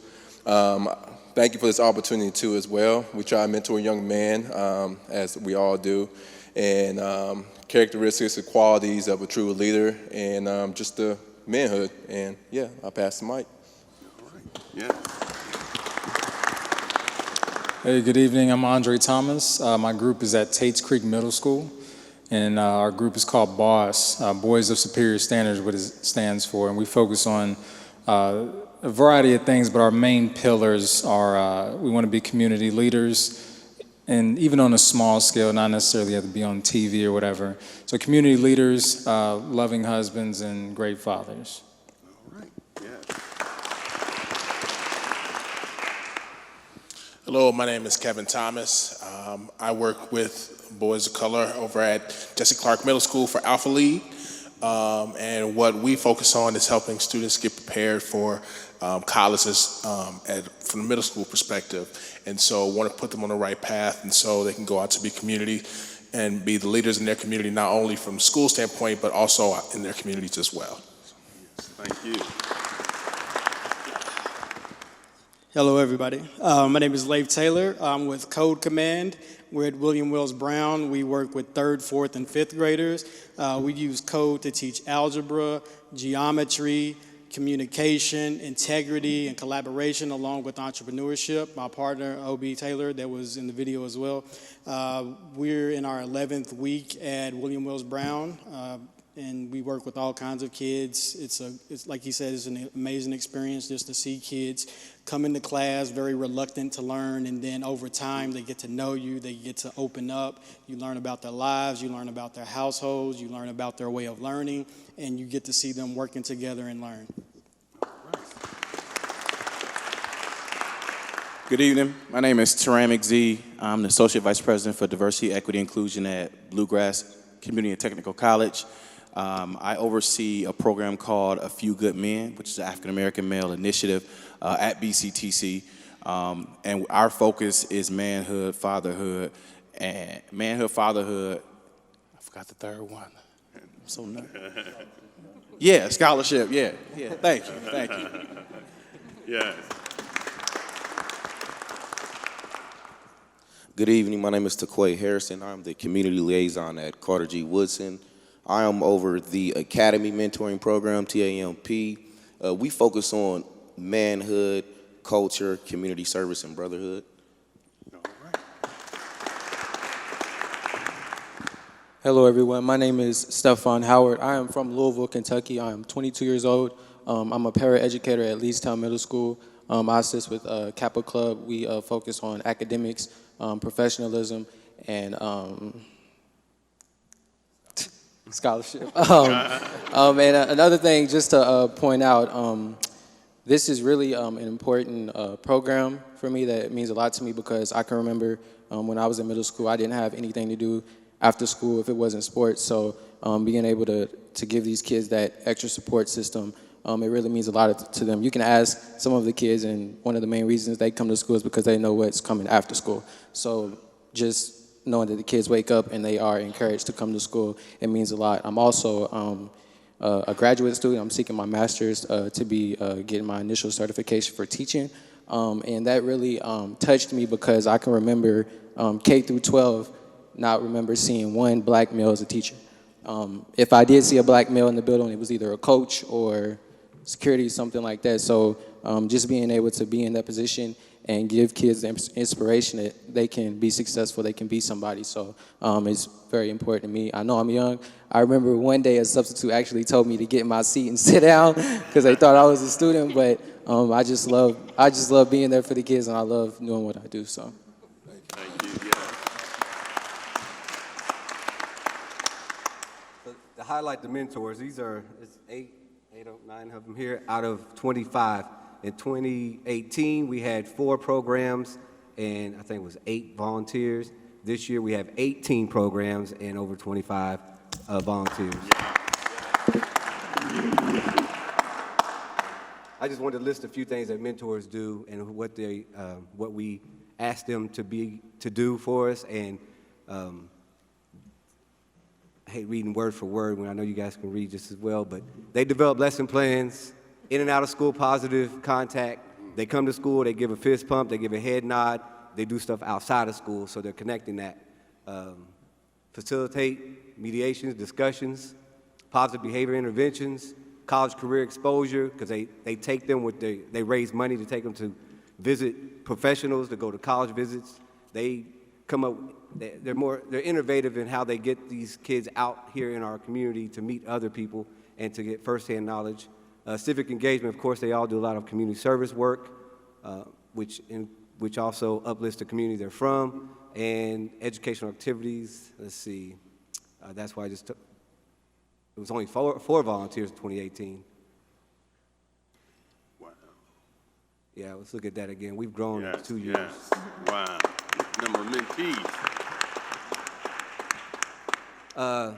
So on May 1st, I want you to save the date. These 18 programs, it will end up being about 300 students, but May 1st, we're going to have a summit called Isaac Murphy Educating Boys of Color Summit.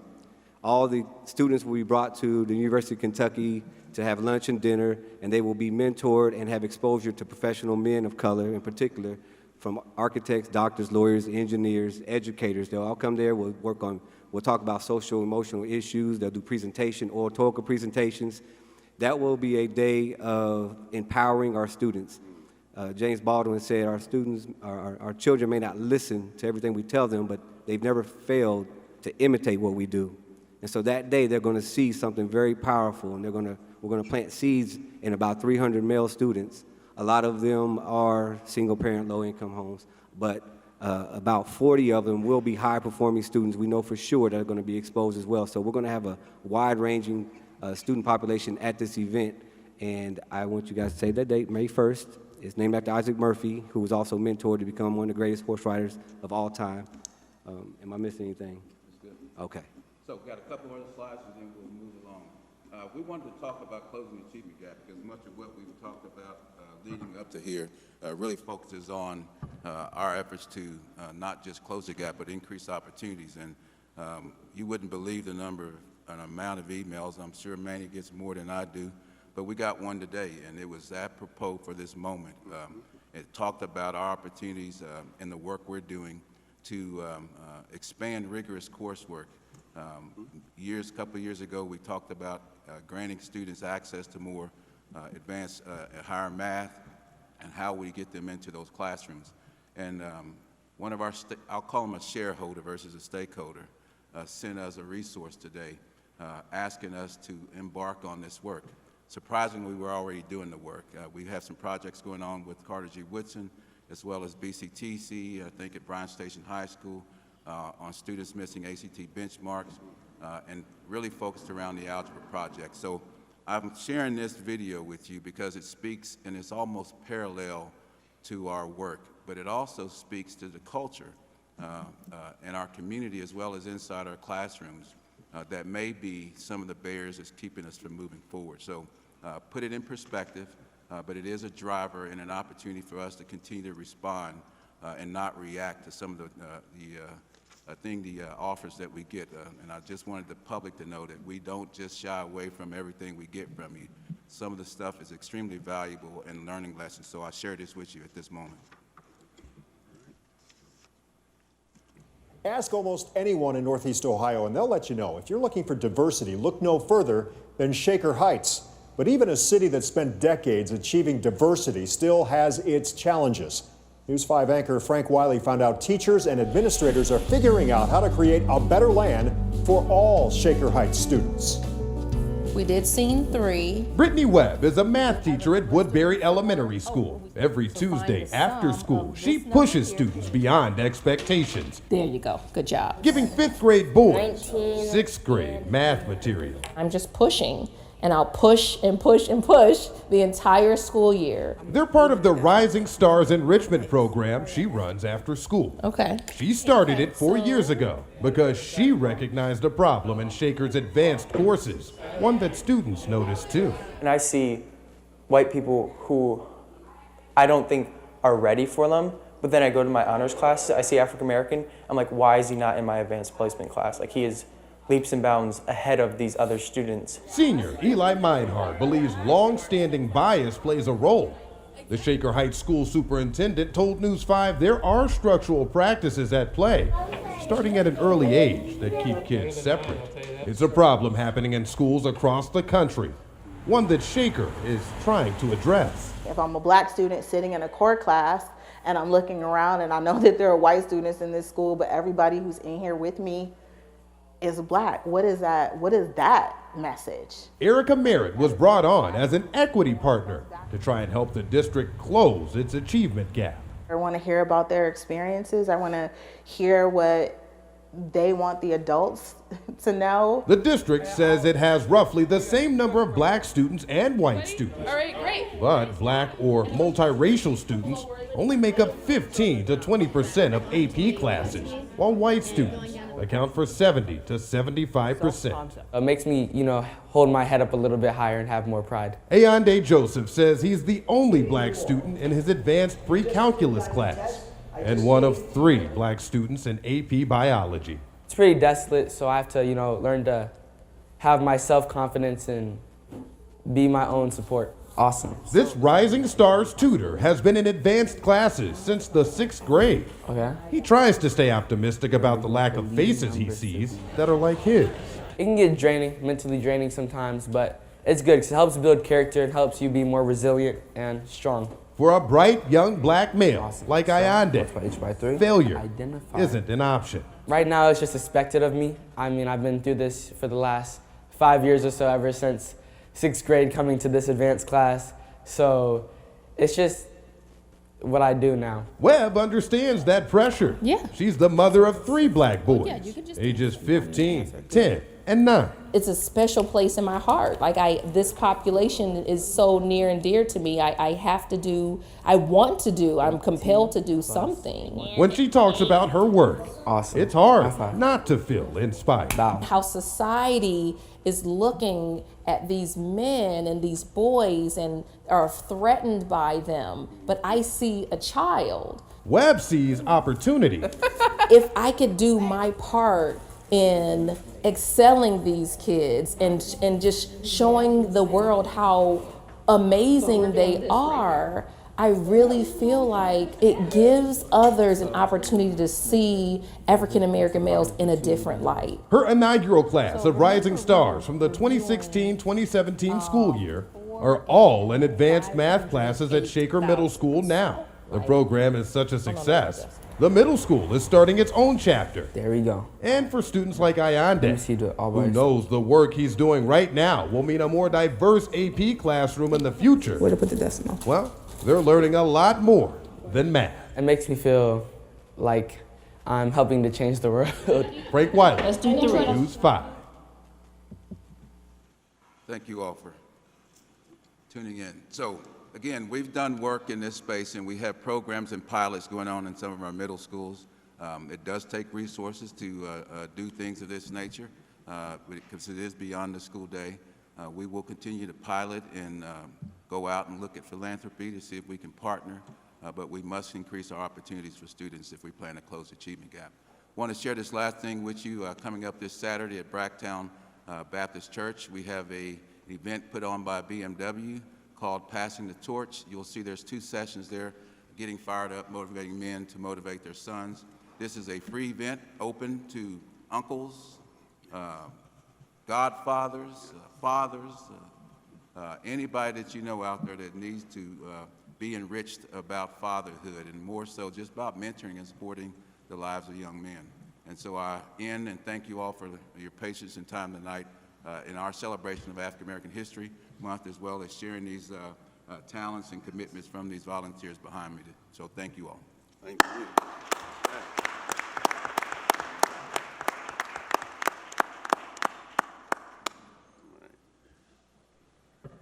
All right, I'm going to say thank you again, Mr. Thompson and Mr. Adair, and to our mentors. Yes. Thank you for giving of your service to enrich the lives of our boys. As we continue with the agenda, next we'll hear from our Chief Operating Officer, Mr. Myron Thompson, to come forward and give you this month's update on our construction and the progress we're making. Even with the rain. Follow that up. It's hard. You guys set me up. Yeah. Daryl, you should have let me go first. But these activities have to take place somewhere, so we're going to talk about our buildings here. So, a quick update. STEAM and Success Project. There's a snapshot of our partners and the project timeline. And again, October of this coming year, looking forward to opening that facility. There's a rendering of the building. If you've been by there, there's a lot of activity taking place out front with the geothermal drilling. But there's a lot of work happening inside as well that we'll share with you. For the month of January, we've continued building the site demolition as required. Our site storm line installation has continued. The flowable fill and anchor bolts, as well as the foundations, continued at the new columns. We've had concrete floor slabs poured in the kitchen. Structural steel has continued in areas A and C. The second floor decking has been installed. The metal stud wall framing and door installation has continued in areas A, B, and C. We have sound batting and gypsum board topping out of the walls in areas A and C, and it will continue in area B for last month. Geothermal drilling that I just discussed, as well as the line installation, our mechanical, electrical, and plumbing underslab rough ends and HVAC ductwork and piping has continued, as well as plumbing and electrical rough ends in the primary and electrical duct bank was nearing completion. For the month of February, building and site demolition and storm line installation has continued, as well as the previous work with flowable fill and anchor bolts and foundations. Our structural steel will be complete in areas A and C. The second floor metal decking will be complete, and I have a picture of that a little later. Field welding and detailing has been completed, and work will begin various steel phases throughout the building. We have our metal stud and wall framing and door installation continuing in areas A and C, as well as the sound batting and gypsum board topping out. The roof openings for our solar tube installation is being completed as well, as well as the geothermal will wrap up, and our mechanical, electrical, and plumbing rough ends, our HVAC ductwork, piping, and units will continue as well as our plumbing and electrical. There are some photos of the project. That's the second floor decking going down, some of the anchoring for the structural steel. Moving on to the Bryan Station High School softball field house, another snapshot of our construction partners and the project timeline. We'll have this wrapped up next month. Our work for last month, we've installed our exterior aluminum windows and hollow metal door frames. We've installed exterior overhead doors in the batting cage. We filled our CMU interior walls, insulated the ceiling, and installed ceiling panels. For this month, we've completed our mechanical systems as well as our light fixture installation. We've removed site gravel, and we've dressed and regraded the perimeter of the building site. And a few photos of that project as well. For our vestibule projects, there are our partners, and we're moving along with those as well.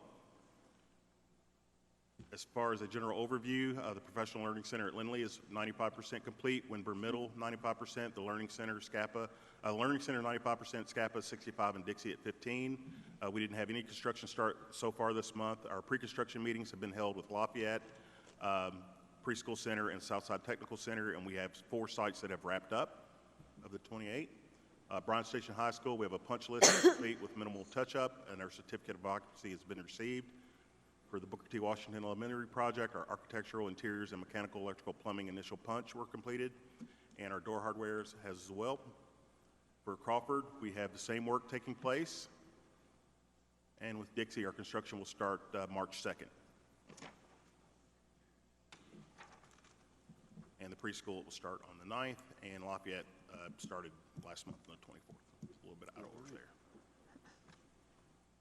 For this month, our northern project, we've had our architectural, interior, and mechanical, electrical, plumbing punch were complete.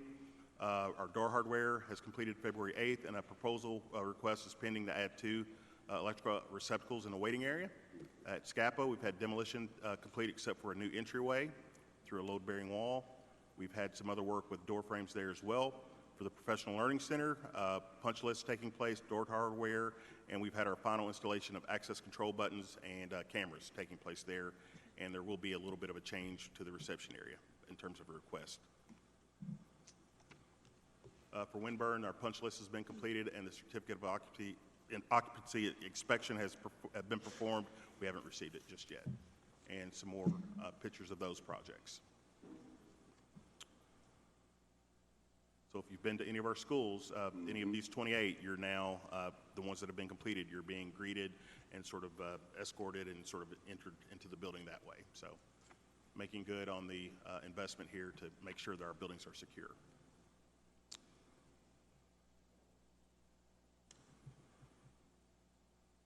So it's a lot of work, but we're excited and we're keeping it moving. Having meetings with principals is needed. All right.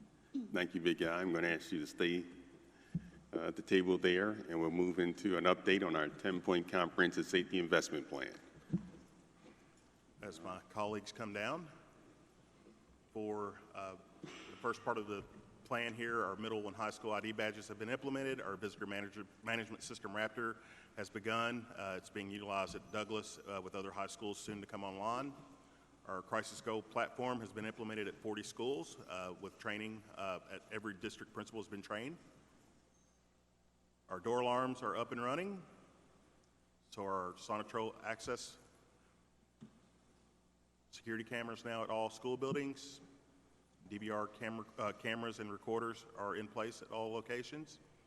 In terms of the secure vestibules, we just covered that, but that information will be available to the public. I won't regurgitate that back to you.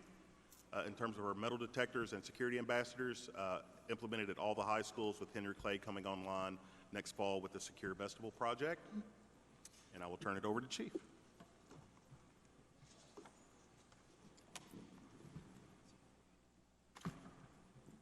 Good evening. Good evening, Chief. 62 officers. We just had another accept, so this will be moving to 63 with 2 more spots to fill, and we've got a pretty good handle on those 2, so we'll be at 65 right about spring break. It's some of the last remaining 3 will go to the academy, but they'll still be employed and are ready to go, or be employed by us by spring break. So this slide doesn't read very well in this text, but what I wanted to talk about is the crisis intervention teams and crisis intervention training. A big hot topic in law enforcement world is dealing with calls with mental behavioral health crisis. Our department has sent their officers to crisis intervention training to be a part of a crisis intervention team for the past 4 years. We've cycled people through, and so the state foundation has realized that we are supportive of that. So this year we're actually hosting the CIT conference. It's going to be at Frederick Douglass this summer. So we're going to be a part of that, and we're also going to host the crisis intervention training for law enforcement. But one thing that I'm excited about, and I give kudos to Lieutenant Tracy Day, Heather Maddox, the juvenile prosecutor. They've really spearheaded youth CIT training. So the CIT training is 40 hours on the adult side. It's classroom, but then there's a lot of scenario-driven stuff where you respond to certain calls and certain events, and then you respond as a law enforcement officer, not just to put someone in jail, but to treat, try to treat the cause and not just the symptoms, and realize when the behavior is driven by mental behavioral health conditions and not just, criminal behavior, and really trying to get resources to them. But what I'm excited about, and like I said, with Lieutenant Day has really started, is a new junior CIT or juvenile CIT.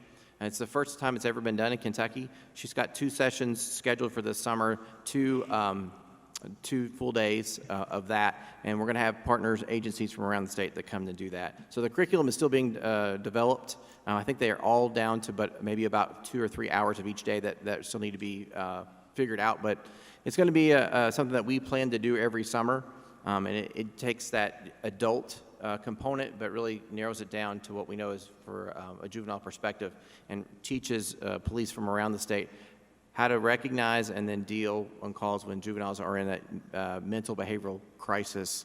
So it's not just an arrest kind of mentality, but let's find help and let's get the right resources at the right times for these juveniles. And so we're really excited about it. It will be something that will be new, like I said, but we'll continue to do year after year. Good evening. Good evening. Mental health and behavioral support professionals. We continue to work with the minority recruiter out of Mr. Thompson's office to find minority candidates and bilingual candidates. As of January the 8th, we have 50 district mental health specialists, and they continue to work in PLCs on trauma-informed care, Tier 1 prevention, equity, diversity, and restorative practices. March and April, we have 10 district mental health specialists will travel to Paducah to become trainers in resilience strategies for educators, techniques for self-care, and peer support. We also will be beginning restorative practice for our secondary school district mental health specialists, along with other identified people at each of those secondary schools. The next slide is just a rare picture of all 50 together. Oh, there they are. And actually, it's 46 out of 50. So, next slide. They were at a PLC doing that. Oh, I need to do the next slide. Okay. The SEL adoption is March and April. We have all of our training set for elementary, middle, and high. Those are listed. And then May and July, the SEL coordinator will send all materials to schools. Schools will then begin training their staff for the 2021 school year implementation. All right. Thank you, Doug. Good evening, board members. On the comprehensive adolescent assessment and health promotion, we are still waiting on a draft contract from our partnership with UK. But we are moving full steam ahead in our partnership with Health First Bluegrass. Of course, we shared last month that that LTMS was open, and as you approved at the last meeting, that we're pulling the LPC back together. One of the conversations that we have at those meetings will be addressing the facility needs so that we can have those clinics in the schools. For our social media monitoring, in the last 30 days, Social Sentinel looked at 28,684 posts that were related to our school district. They scanned 3,008 unique images, and that resulted in 7 alerts, none of which required follow-up. All right, thank you, partner.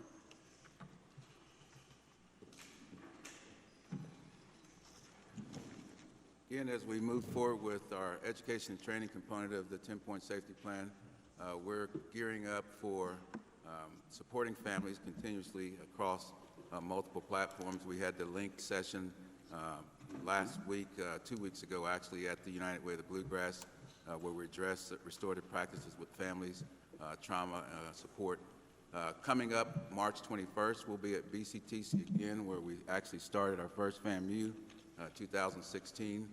You see the services that we'll be providing there: PBIS for families, READ PBIS for families, restorative practices, social emotional learning, bullying prevention, et cetera. Some of the data from the previous engagements in November, attendees, as well as February 6th. And again, moving forward, we look forward to supporting our families in this space as we work with the United Way of the Bluegrass and other community partners around collective impact and service delivery that will roll out through our timeline into the summer. Awesome. So thank you, team. Board, any questions? All right. And with that conclusion, I'll turn the meeting back over to you, Madam Chair.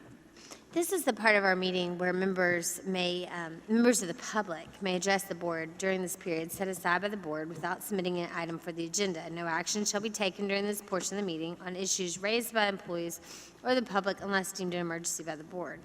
At this time, we do not have anyone who wants to speak on anything on the agenda, so we are going to move forward with approval of routine matters. So I would entertain a motion to approve the minutes of the January 13th, 2020 board planning meeting, and the minutes of the January 27th, 2020 regular board planning meeting. Regular board meeting.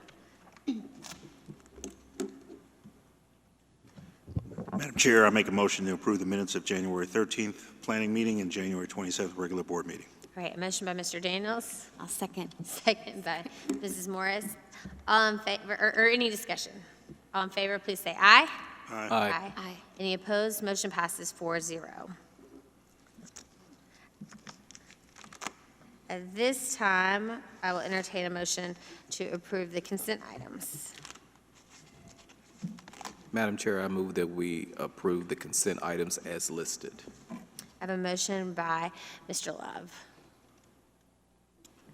I'll second. A second by Mrs. Morris. Any further discussion? I did have one question. Just looking over this notice here lately, as we try to assess risk and everything, do we have a policy on trips, extended trips, chaperone student ratios? Is there? Oh, great question. I just noticed here lately on some of the multi-day trips, we're getting a little. So the adult Thin, to student getting a little thin. supervision. Yes. Yes. I'm not going to be able to quote it off the top of my head, but yes, it's in the extended field trip policies. There are policies and procedures that govern that. You just said it. I'm interested to know, because when I look at it, things jump out at me, and I can one get from this yeah. one in particular really jumps out. I know in our district it's 21, but it varies by district, but there usually is a policy. Yeah, we have I don't know if you've ever looked at our field trip policy, but it was written right before I got here, and it's very long and very detailed, and that is in there. Okay. And they also, I think out of the chief's offices, they have to go through these paperwork. Anybody going on an extended field trip has to fill out pretty lengthy paperwork outlining, chaperones and ratios. But I can get that for you. Could you send it to the board? Certainly. I just don't have it at my fingertips right now, but I can do that. Yes, I'd be glad to. So as a follow-up to Board Member Daniels, I guess something is listed, it's being vetted to make sure that it is following those guidelines. It should be through the chief's office. Is that correct, chiefs? Are you all doing that? Yeah, yeah. They go through. They get a checklist, and I think it's mostly Kim Chandler gets the paperwork from the schools, and there's a checklist where they're going through all of that. It's part of the procedure, their process. But I'm happy to get that information for you and send it to you. Thank you. Thank you, partner. Let's do that. All All right, so just to recap, we have a motion by Mr. Daniels, a second by Mrs. Morris to approve the consent items as presented. Excellent. Any- Darrell Love made the motion. Darrell Love made the motion. Mrs. Morris seconded it, And Ray questioned. and Ray questioned it. And I took a restroom. And Ray, which is why I was recapping. Thank you. I was about to ask what we were voting on, so I want appreciate you you to doing know. that. Yes. All right, so at this time, I will, all in favor? Aye. Any opposed? Motion passes 5-0. So now we will move on to approval of the action items. A motion is in order to, wait, No, presentation. we can't do that yet.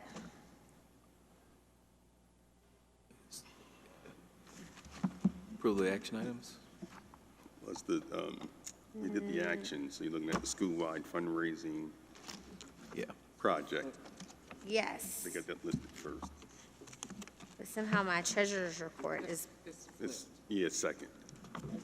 Or you got it first? Yeah, Rodney's after that. Do it in the order, Yeah. what page am I on? the first tab. 75? This is a motion is in order to accept the monthly treasurer's report.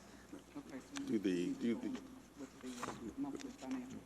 go with the agenda, which is the school-wide. For the school-wide fundraising projects. That's correct. Let's do that one first, because it's listed on the agenda as first, unless the board. All right, so therefore, I'm with everybody now. Just making sure everybody's awake.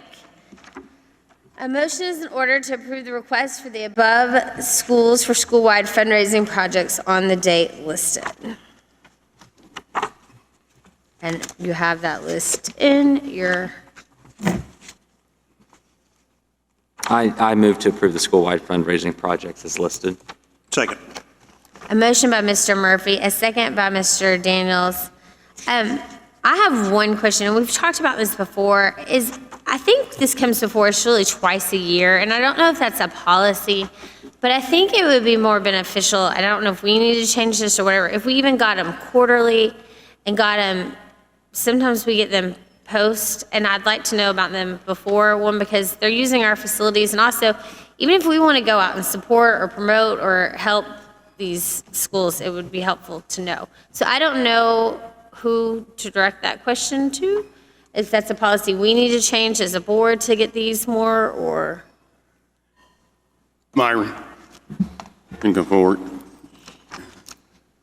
And there seems to be a lot of confusion from parents too, because I get this question at least once a week. We had this discussion a while back. The elementary office is sort of coordinating this. Okay. They have a Google Drive where they are now logging that information in, so you can log into that and see that in real time now. So it is available. We will get the information and get it out to you so that you can access it. Perfect. That's what we want to know. All right. Any further questions? All in favor, please say aye. Aye. Any opposed? Motion passes 5-0. All right. At this time, if you all could come forward with the monthly financial report. All right, so I'm going to ask our Chief Financial Officer, Mr. John White, and Director of Finance, Mr. Rodney Jackson, to come forward. Bless you, and present this month's financial report. Jeez. I'm getting ready to do the back signal for you guys.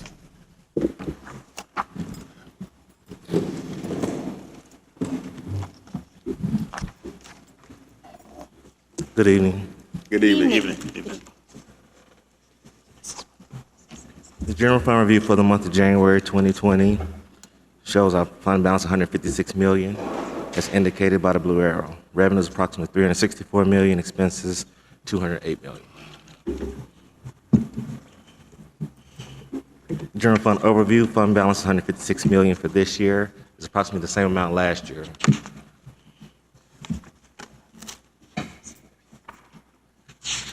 Consolidation of all funds shows a summary.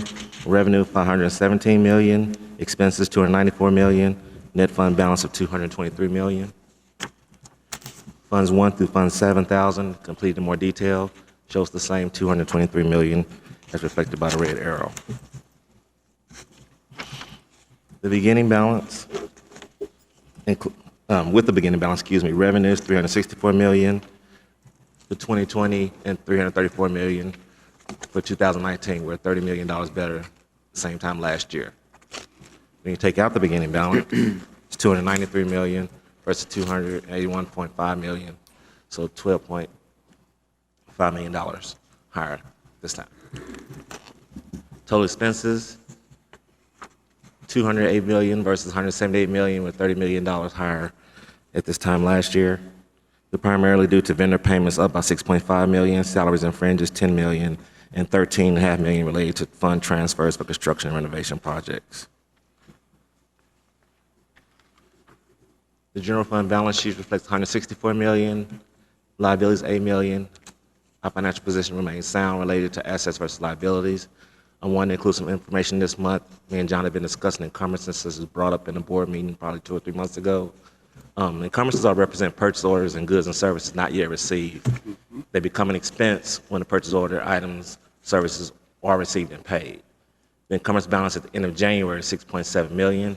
If all of these encumbrances became a reality, our fund balance would be $6.7 million less, or roughly $149 million. We have communicated the purchase order cutoff, which is April 30th. Our goal is to research and pay and liquidate all purchase orders significantly by June 30th. Do you happen to have just a ballpark figure on how many of our purchase orders end up being voided by the end of the fiscal year, like the percentage of encumbrances that end up going back into the general fund?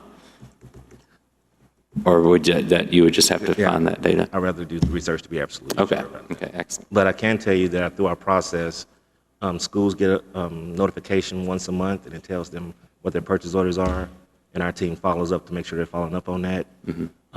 We give a lot of flexibility through April 30th, but after that, we get a lot stricter on making sure make sure it's realistic. Okay. And nobody's holding over purchase orders to carry forward money. Are there any other questions about encumbrances? Trust funds are reflected as follows: Marcy Thompson, $250,000; Dorothy Smith, $19,000; John Price, $40,000. All other funds have been sent to Bluegrass Community Foundation. Are there any questions or concerns? All right, any questions, board?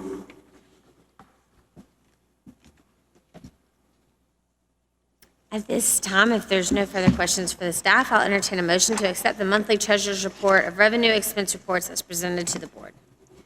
I'll make a motion to accept the monthly financial reports as presented. A motion by Mrs. Morris has been made. Second. Second by Mr. Daniels. Any further discussion? All in favor, please say aye. Aye. Aye. Any opposed? Thank you, gentlemen. And thank you, board. That's the last of our action items this evening. We also have several informational items for the board's review this evening, including the school activity fund report, personnel changes for February, the budget transfer report, and a position control document. And if there are no other questions about any of those items, that will conclude the board agenda for this evening, and we do have a need to go into closed session. All right, this is our time of our meeting for public comment. Our next item is where members of the public may address the board on any topic of district-related concern that is not on the official agenda for this meeting, Policy 1.45. Please know that since these items are not on tonight's agenda, our board may or may not comment. It is important to know that this is not intended to be a time where issues will be debated. The chair will determine the amount of time for each speaker, depending on the lateness of the hour and the number of speakers. And this evening we have 2 speakers, so I'm going to allot them each 5 minutes. And the first speaker is Lori Clemens, the Executive Director of Arbor Youth Services, and she is going to come and talk to us about Safe Place.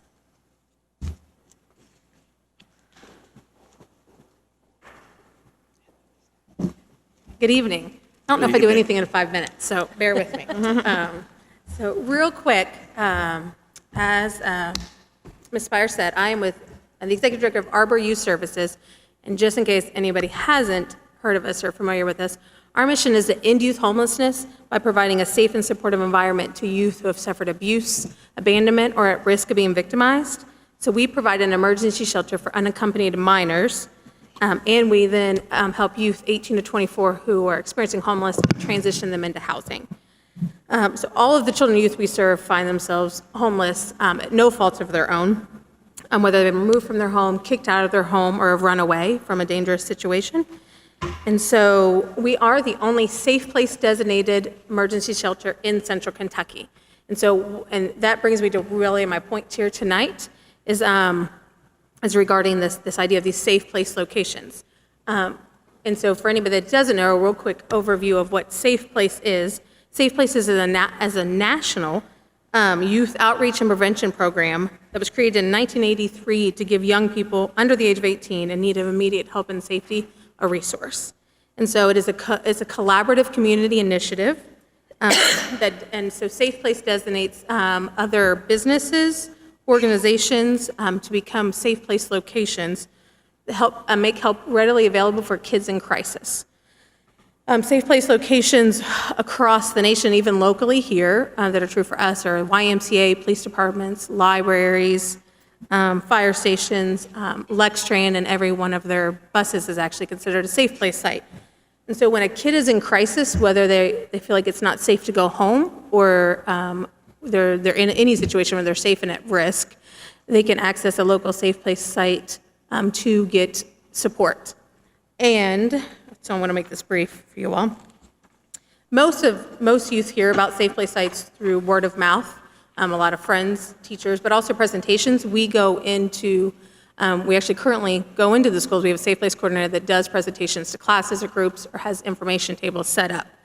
And the reason I'm here is I've never understood why schools are not Safe Place locations. If a kid is in crisis at school, I would sure hope that could be a safe place for them to get this help. And I know this has come in front of the board before in the past, before my time. And I understood the hesitations then. And so let me tell you real quick how it really looks for a youth. So any young person who's in crisis for a reason they can't go home, often it's usually because of abuse at home. They can go to a Safe Place location, that is the yellow sign here, anywhere, you'll see them all around town. And a person there, an employee or a volunteer, will find a comfortable place for that youth to sit, and then they call us at Arbor Youth Services. We then get to that child within 30 minutes. If it's Fayette County, we actually have Safe Place sites all over central Kentucky. We have them in every neighboring county to Fayette County.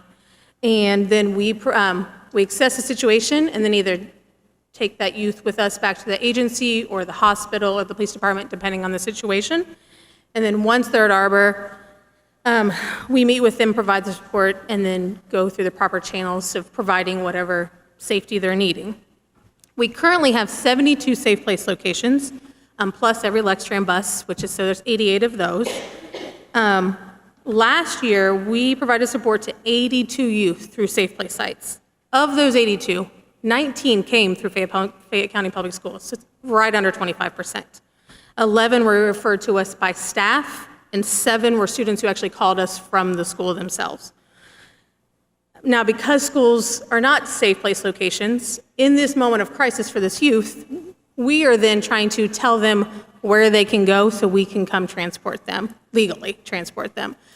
And so now we're having to tell them, okay, you got to leave the school, go to the nearest site. Either ask a friend to drive you, a parent's friend, or walk. Here they are at this moment of fear of going home or whatever, and now we're like, let's add to your crisis and your trauma and tell you we can't come to school to get you. And so I know that most Safe Place sites means as we said, a youth can enter and get support.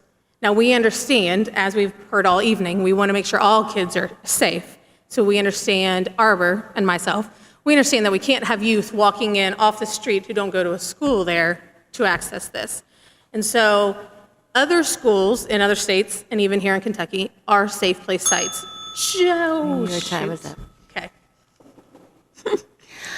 Lori, thank you for presenting tonight. I think if you can get You missed the punchline there. I know. I know. How are other schools? I can do it in 30 seconds. I can do it in 30 seconds. Essentially, you become an ambassador site, and the sign is within the building, and we can go from there. And if you could send us the information electronically too as well, like email all of us, and then that way we have that information as well. Absolutely. So as Lori's predecessor, my genius plan when we couldn't get this through Fayette County is Fire Station 1 is one because it's next to LTMS. And so that is how we added the YMCA and the library. We really had to look right outside the doors, and we tried to do that. But it seems now that we've got more knowledge about what Louisville and some other areas are doing, and so it looks like it might be a time to revisit this for our community. That's what I was going to say. It'd be nice to do some additional work and maybe have a discussion at our next planning meeting or something of that nature. Yeah. Because I think it just kind of goes into the whole thing about safety Yeah. for students. So Neighborhoods. Yep. Thank you, Lord. Thank you. All right, and the next individual, Mr. Henley, is here. He what? All right. Thanks, big guy. So we gave you some of his time. All right, so at this time, And speaking of Mr. McMillan, he sent me an email, and when we looked it up, Ray and I just had the conversation on the answer to this, the ratio, student chaperone ratio.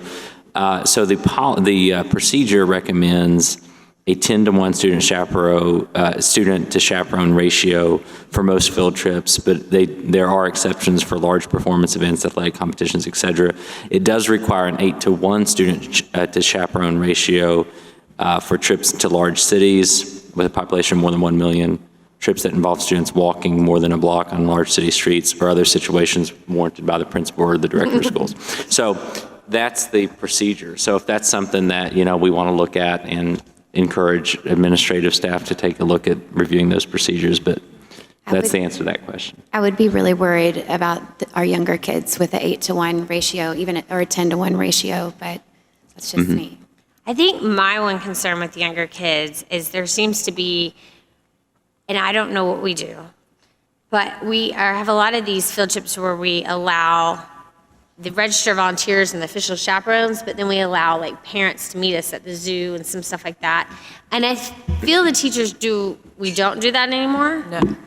Okay, we'll have another conversation. We tell them they. I just think either way. So we're no if, longer you know, doing that. Security reasons, we Because tell that them was they one of my can't. fears, is in the past I've chaperoned trips. If you're with the group, you have to go through a volunteer background check. Exactly. And yeah, you cannot. And you can't ride separately and get there, and you can't, okay, I want to make sure that is clear. That is what I wanted to hear tonight. Thank you. Either way, we just need to update. If you have not reviewed the policy, if it hasn't come up, Well, and this is a What now? procedure. or this procedure. No, we Yeah. look at it all the time. In fact, my understanding is it's going to be tweaked soon again. But yeah, that's one, it just got implemented when I got here. It's kind of a bear, so to speak, because there's a lot in it.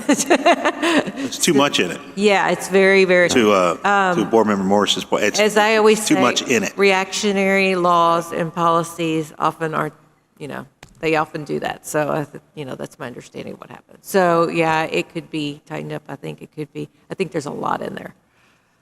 But that is up to the board and up to the administrators. We can maybe talk about that at our retreat tomorrow evening. There you go. Briefly. There you go. All right, so at this time, is there any board requests or other business that we need to add? If not, I will entertain a motion making this agenda part of the official board minutes.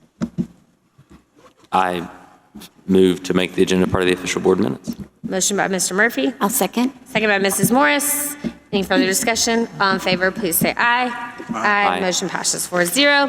And at this time, I'll make a motion to go into closed session pursuant to KRS 61.8101B to discuss acquisition of sale of real property, KRS 61.8101C, to discuss proposed or pending litigation, and pursuant to KRS 61.8101F to discuss personnel.